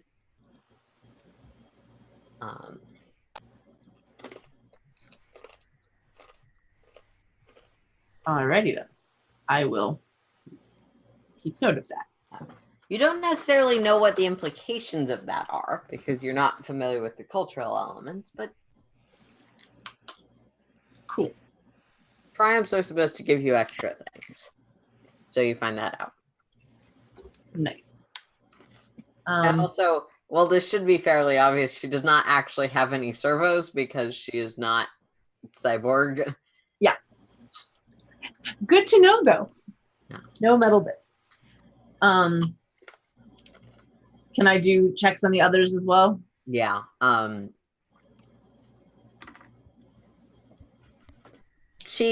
You eventually learn her name is Kelsey. She keeps pestering you the entire time, but you can make me 2 other medicine checks, same difficulty for the other 2. All right. First one. Got an additional advantage on that one. And the next one, 3 success.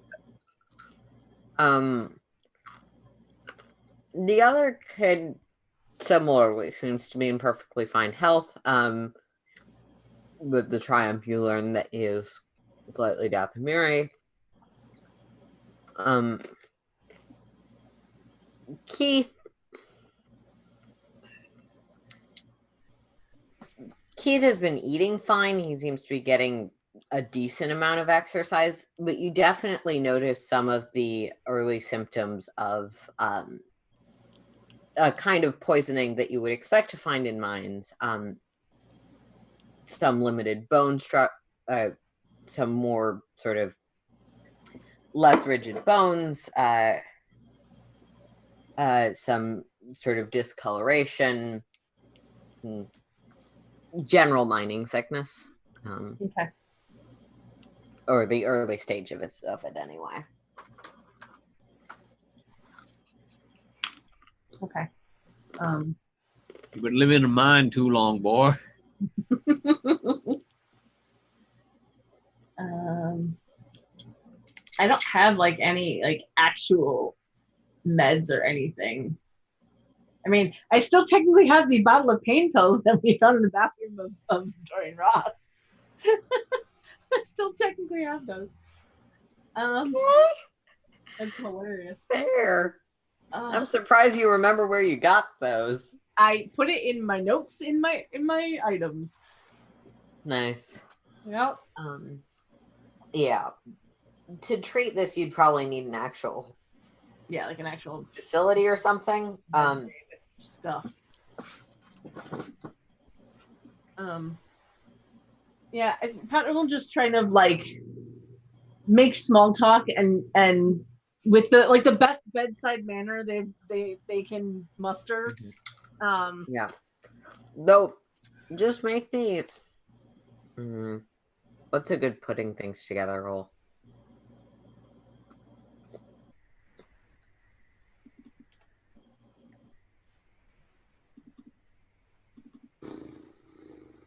Make me a cool roll, I guess, because this is kind of an insight thing. Okay. What difficulty? Difficulty 2, because you have all the information. All right. Come on, dice. Nice. That is 1 success and 2 advantage. It is surprising to you that, according to him, he was working in the mines only for a few months before things went weird and he discovered this place. And he has a very moderate and early stages, but a surprising amount of surprisingly quick onset minor sickness for that. And that's something that strikes you as a bit odd. But at this point, we're going to let's head over to Lux for a little bit. Hold on, did I get the boy's name as well? Yeah. I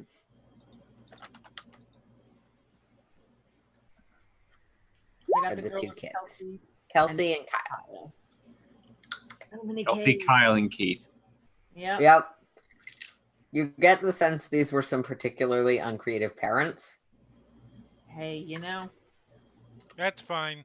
When parents try to get creative, we get things like Apple and North. And Chicago. Yeah. But hey, I'm not one to talk. My name is Powder. Just saying. Yeah. All right, cool. Yep. And Kelsey, as soon as she learns that you respond to her, will not shut up. Like I said, right. I will do all of the small talk, Yeah. learn as much as I can from random questions being asked, and try and keep them entertained. Most of what you learn is that she wants to know all the things. Cool. And she doesn't know what servos are. You figure that out fairly quickly. Yeah. So switching over to Lux for a minute. Mm-hmm. You were headed into the town itself. Correct. I just don't remember exactly what you said you wanted to do when you got there. I mean, I'm going into town. Try and, I'm not gonna like parade my way down the middle of the street. I'm gonna try to be sort of on the outside, sneak my way through the town looking for. I'm trying to get the lay of the Imperial troop movements, where Taurus's people, like if they do patrol routes, what they do, where they might be based out of, etc. So essentially, what I'm hoping to do is sneak into the city, find one of them, shadow that person back as much as long as needs to. Perhaps if I can get, I think I actually need to be engaged with them to use sense, but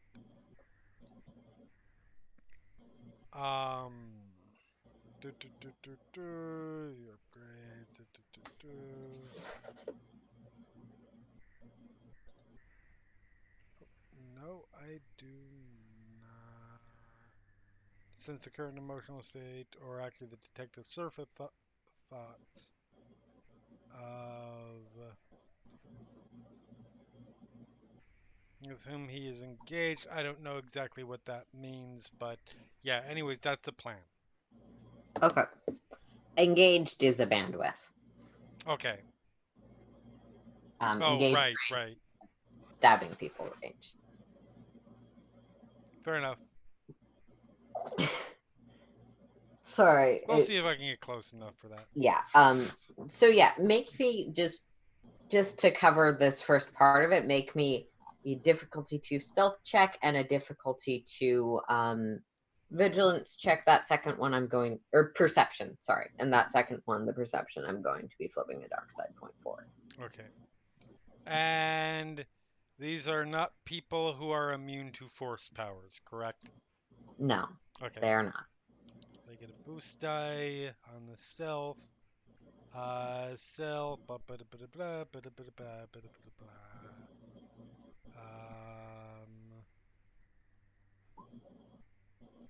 Not great, but a success and a threat. And then for perception, you said I get dark side for that.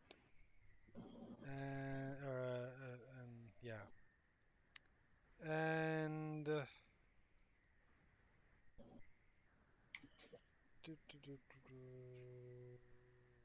see.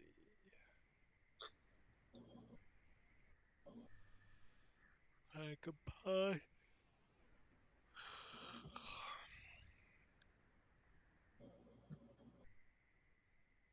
I'm actually going to use my Sense Danger once per game session.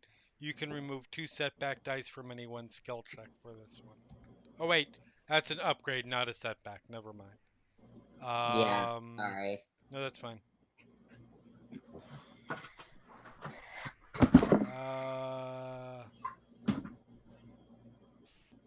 Yeah, okay. So it's just the boost die that I get. Oh shit. Sorry, there are many, many, many potential things, and they're all on different parts of the sheet. Yeah, no, I get it. Let's see.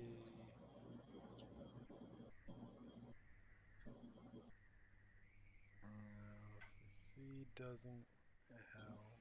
Okay. And sense. Okay, cool.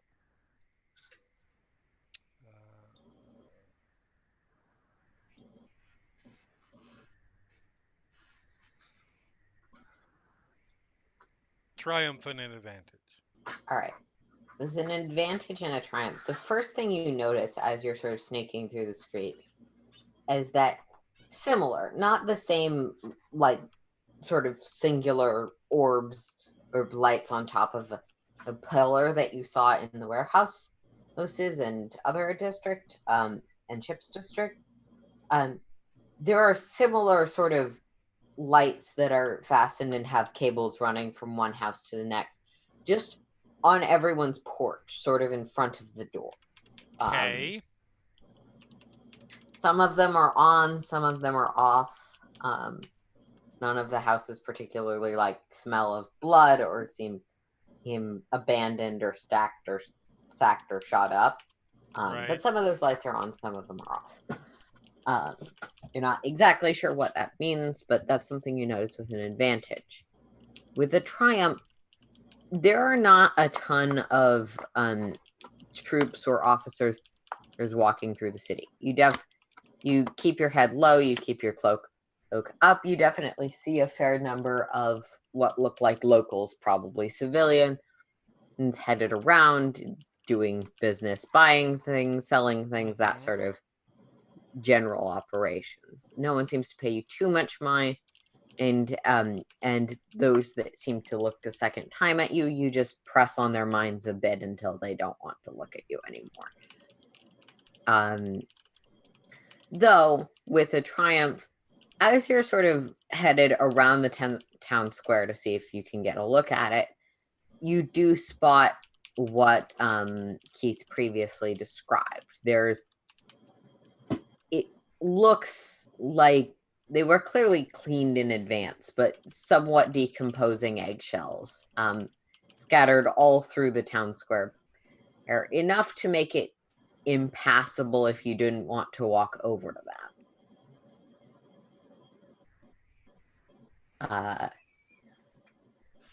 You do, out of the corner of your eye, spot one person who definitely is wearing off-world clothes, not a standard sort of military imperial badge or anything, but somewhat nice, maybe diplomat's garb, the sort of sharper lines that you tend to see from Core Worlds folks.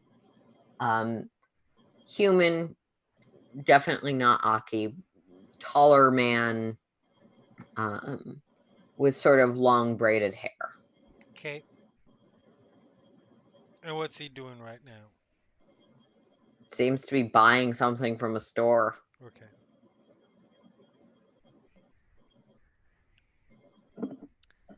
I'm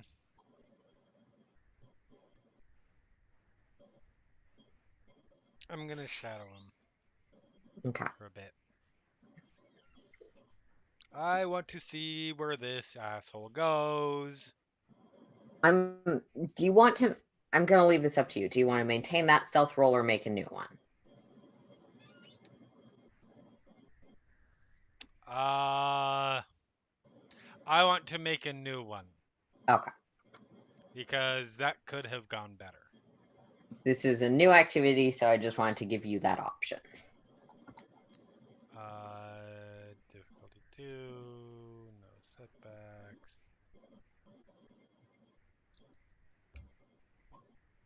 Yes, that could have gone better, and it did. That works. So with that level, at one point I just walk up and like sort of sit on his shoulders for a bit, and he doesn't notice, right? No. Okay.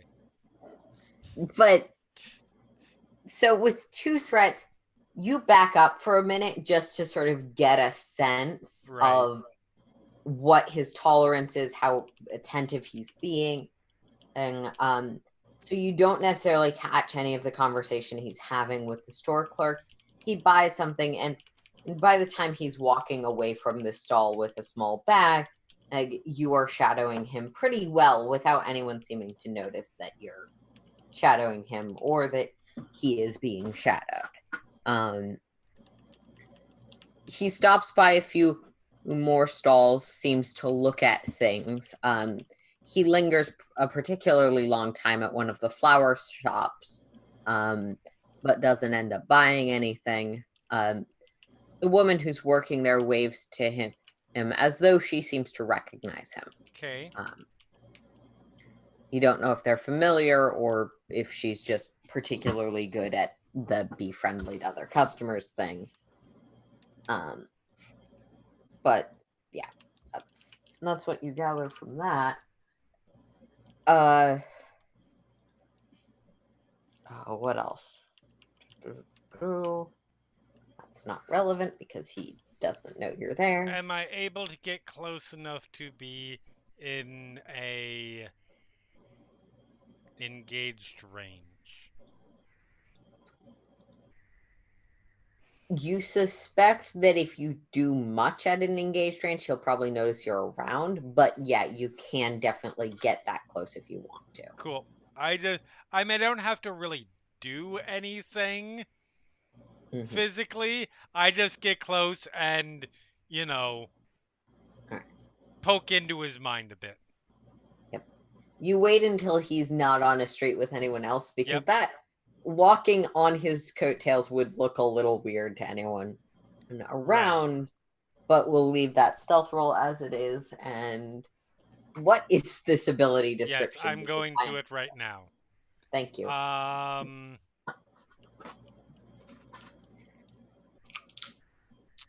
I spend force points. I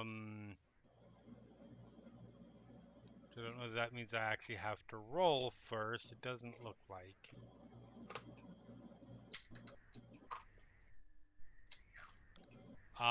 So I devote my force point to sensing the current thoughts of the living target. Okay. Assuming he is alive and not some dead thing animated and wandering around. Well, he's pretty much alive. Okay. Yeah, there's no roll for that. It's just you do. I'm worried that you said pretty much. I'll let you be the judge of that, but you definitely can hear his thoughts. Okay.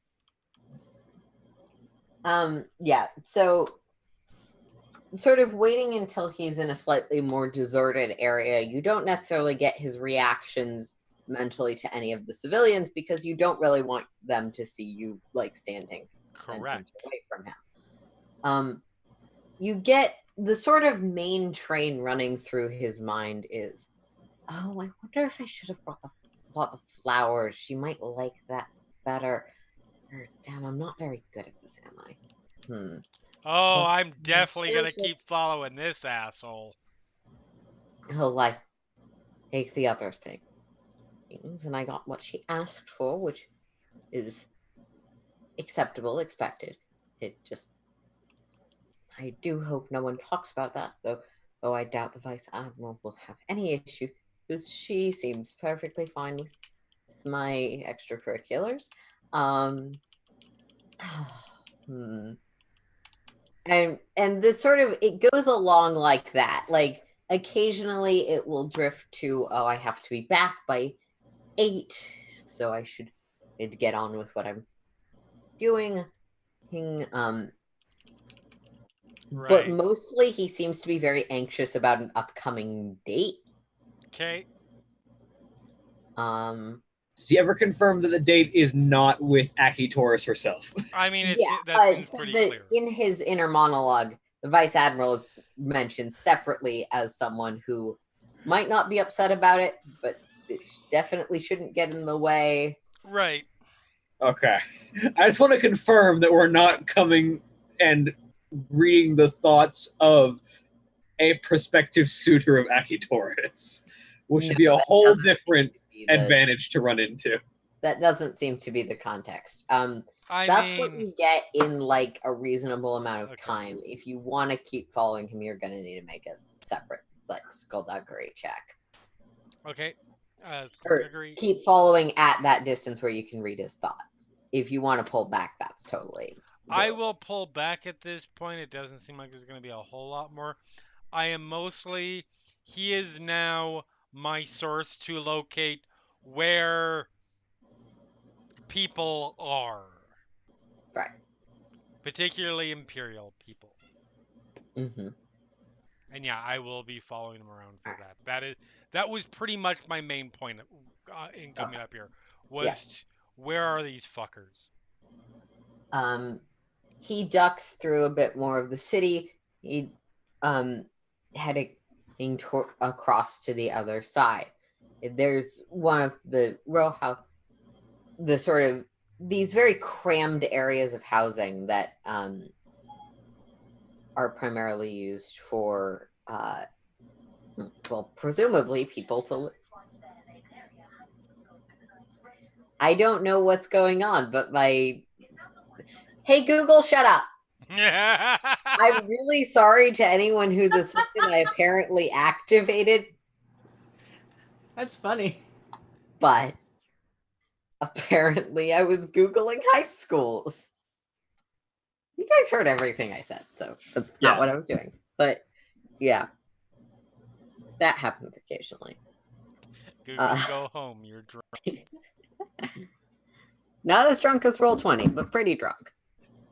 Or Twitch. Both. Twitch is super. Twitch has been on a binge drinking bender as of late. Yeah, Roll20 has just got a really nasty hangover right now. Yeah. Anyway. To another part of the housing, as he knocks on one of the doors, which you do notice has a lit one of those bulbs above it.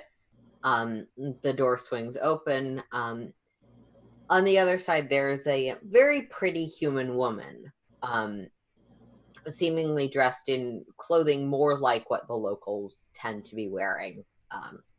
Lower quality, sturdy things. The two of them then sort of, he grabs a bag, comes out, and the two of them start walking further through the city, eventually stopping at another set of the houses. That second set after that the two of them arrive at does seem to have a few other Imperial people going in and out. You can gather that they've probably just co-opted some of the housing that wasn't in use. Right. And set up base there. Okay, so I found the Imperial barracks essentially. Yep. Sweet.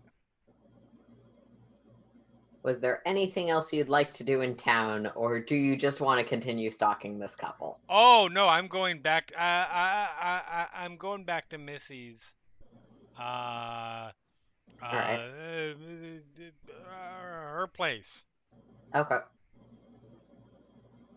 And I am going to break my way in.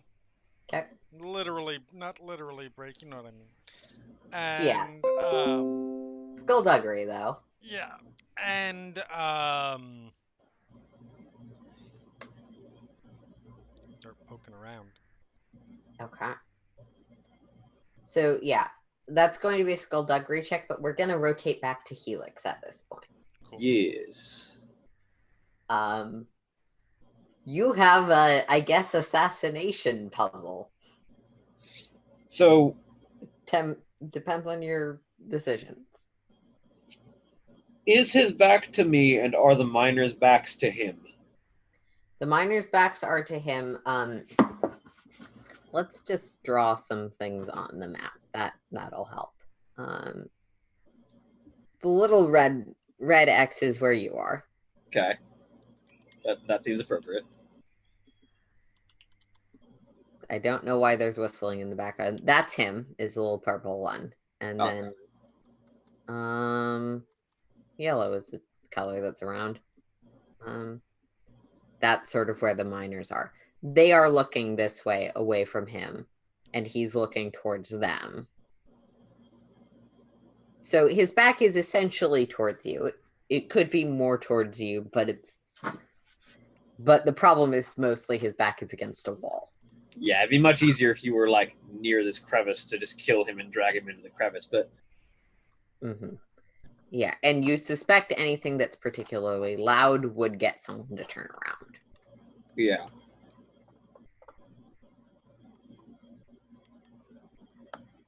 I suppose the question is, because I like obviously over the map I can't quite judge distances accurately.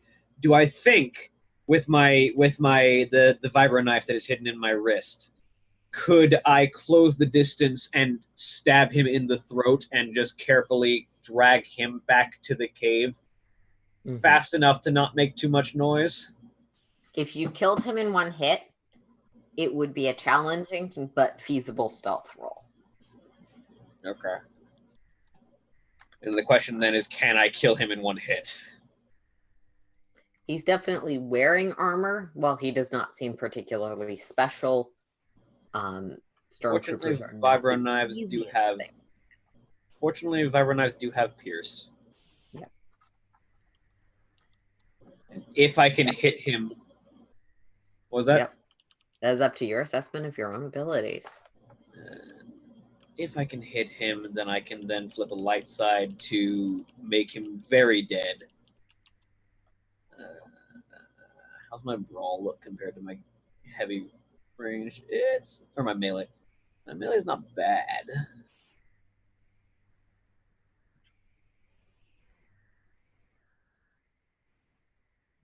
Versus the trade-off, if he notices or if I don't kill him immediately, I have to tell miners to not report this or kill them myself. Yeah. They don't seem like you know your abilities well enough. They're not a threat to you necessarily, but they might be inconvenient. Yeah. But it gets us access to comms, especially if I can pull this off properly. It gets us into their comm channels. Yeah. I'm going to go for it. Okay. I'm going to try and shank this guy. All right. You sneak up. Make me that melee roll. All right. What is the difficulty for stabbing an enemy? So specifically, I'm gonna take all the preparation I can. I'm going to use precise aim. So I will suffer 1 point of strain and reduce his melee defense by 1. All right.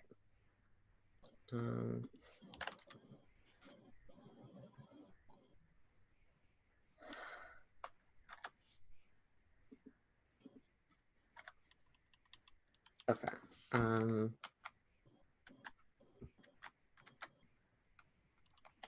Yeah. So aiming will add a boost die to your next combat check. Okay. You don't really have the opportunity to aim twice given what's going on. Yeah. So it's just 1 boost die.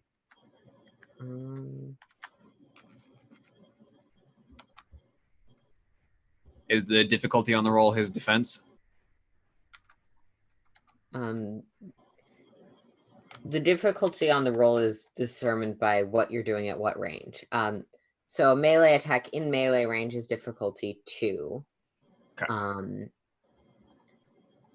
He does not have...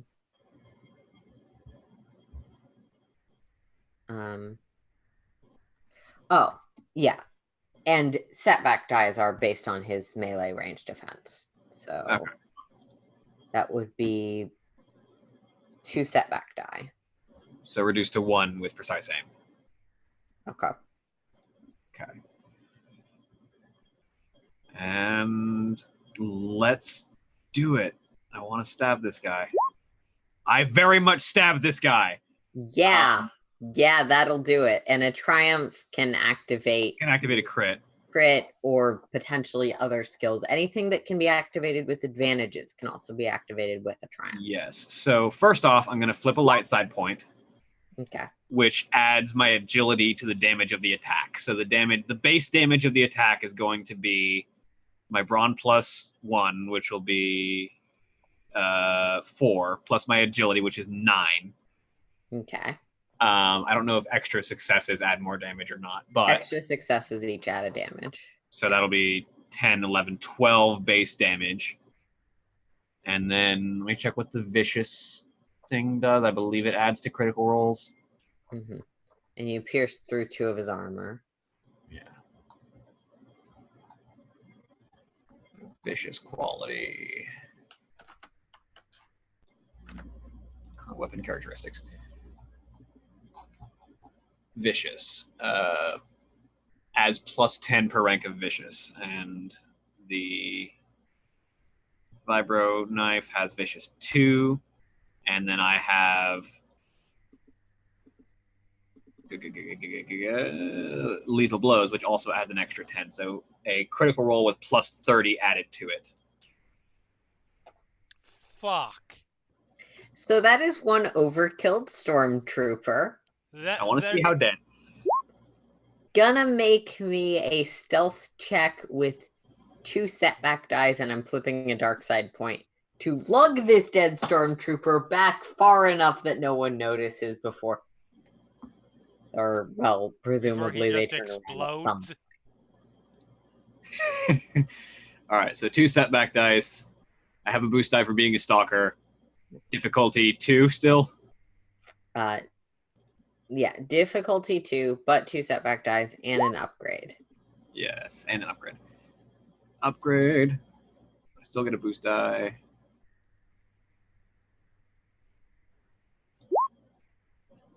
I don't have any successes, but I have a bunch of advantage.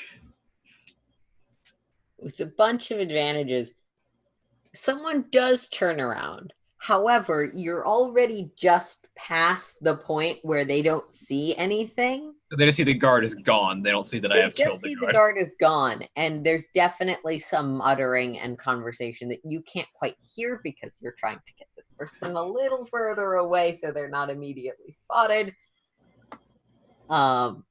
Yeah. That is one particularly dead stormtrooper. Oh. I love being an assassin. Yeah. So as I make sure that he's dead before I pull the knife out of his throat, mm-hmm. I will then proceed to from what I know of typical stormtrooper armor, their comlink is either in the collar or in the helmet. So I will check both and see if I can find his comlink. It's in the helmet. Okay. I will take his comlink if I can extract it. Yeah, you can extract it. Most people take the helmets, but yeah, you can extract it easily enough. I don't wear helmets. I don't need the helmet. Although it might be useful. No, it's something I have to carry and I can't hide it. Yeah. I take the comlink. I'm debating whether or not I want to show the kids a dead body or if I want to feed it to whatever's downstairs. That is entirely your decision. If you carry the dead body past the standard sort of rail area, you will have to make a stealth check to avoid the people who are on break. Having lunch, yes. Yeah. Can I reach the drop from the ladder without crossing that, or do I have to do that? You would have to. I'll just show you that part of the mid rail because you probably have poked your head in just to see where that sort of is relatively. Okay. Yeah, that's sort of what your route looks like. In terms of that middle area. Yeah, I'll have to lifting him just enough that he's not dragging and making dragging noises, but keeping him hidden with most of my bulk. I will try and maneuver him towards the third hall, because that's where either the room where the kids are or the dumping ground. So that's just going to be one more stealth check with 2 setback dice. I'll flip another dark side point. Actually, no. I like those. I'll leave them so that I can flip them on the person who's doing a B&E right now. I mean, come on, stealth, don't fail me now.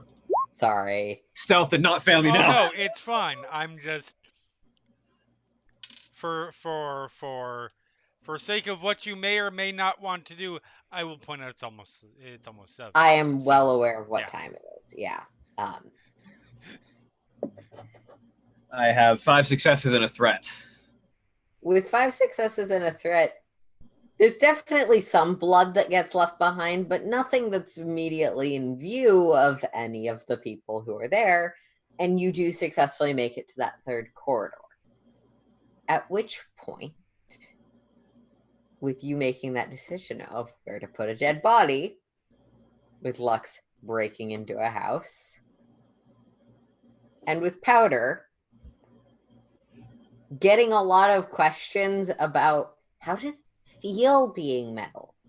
Do you not, if you touch your skin, does it not feel soft? Does that hurt when you sleep? That's where we're going to end for the night. All right. Say goodbye, everybody. Bye. I don't know how the kid reacts to me not sleeping. We can do that next week.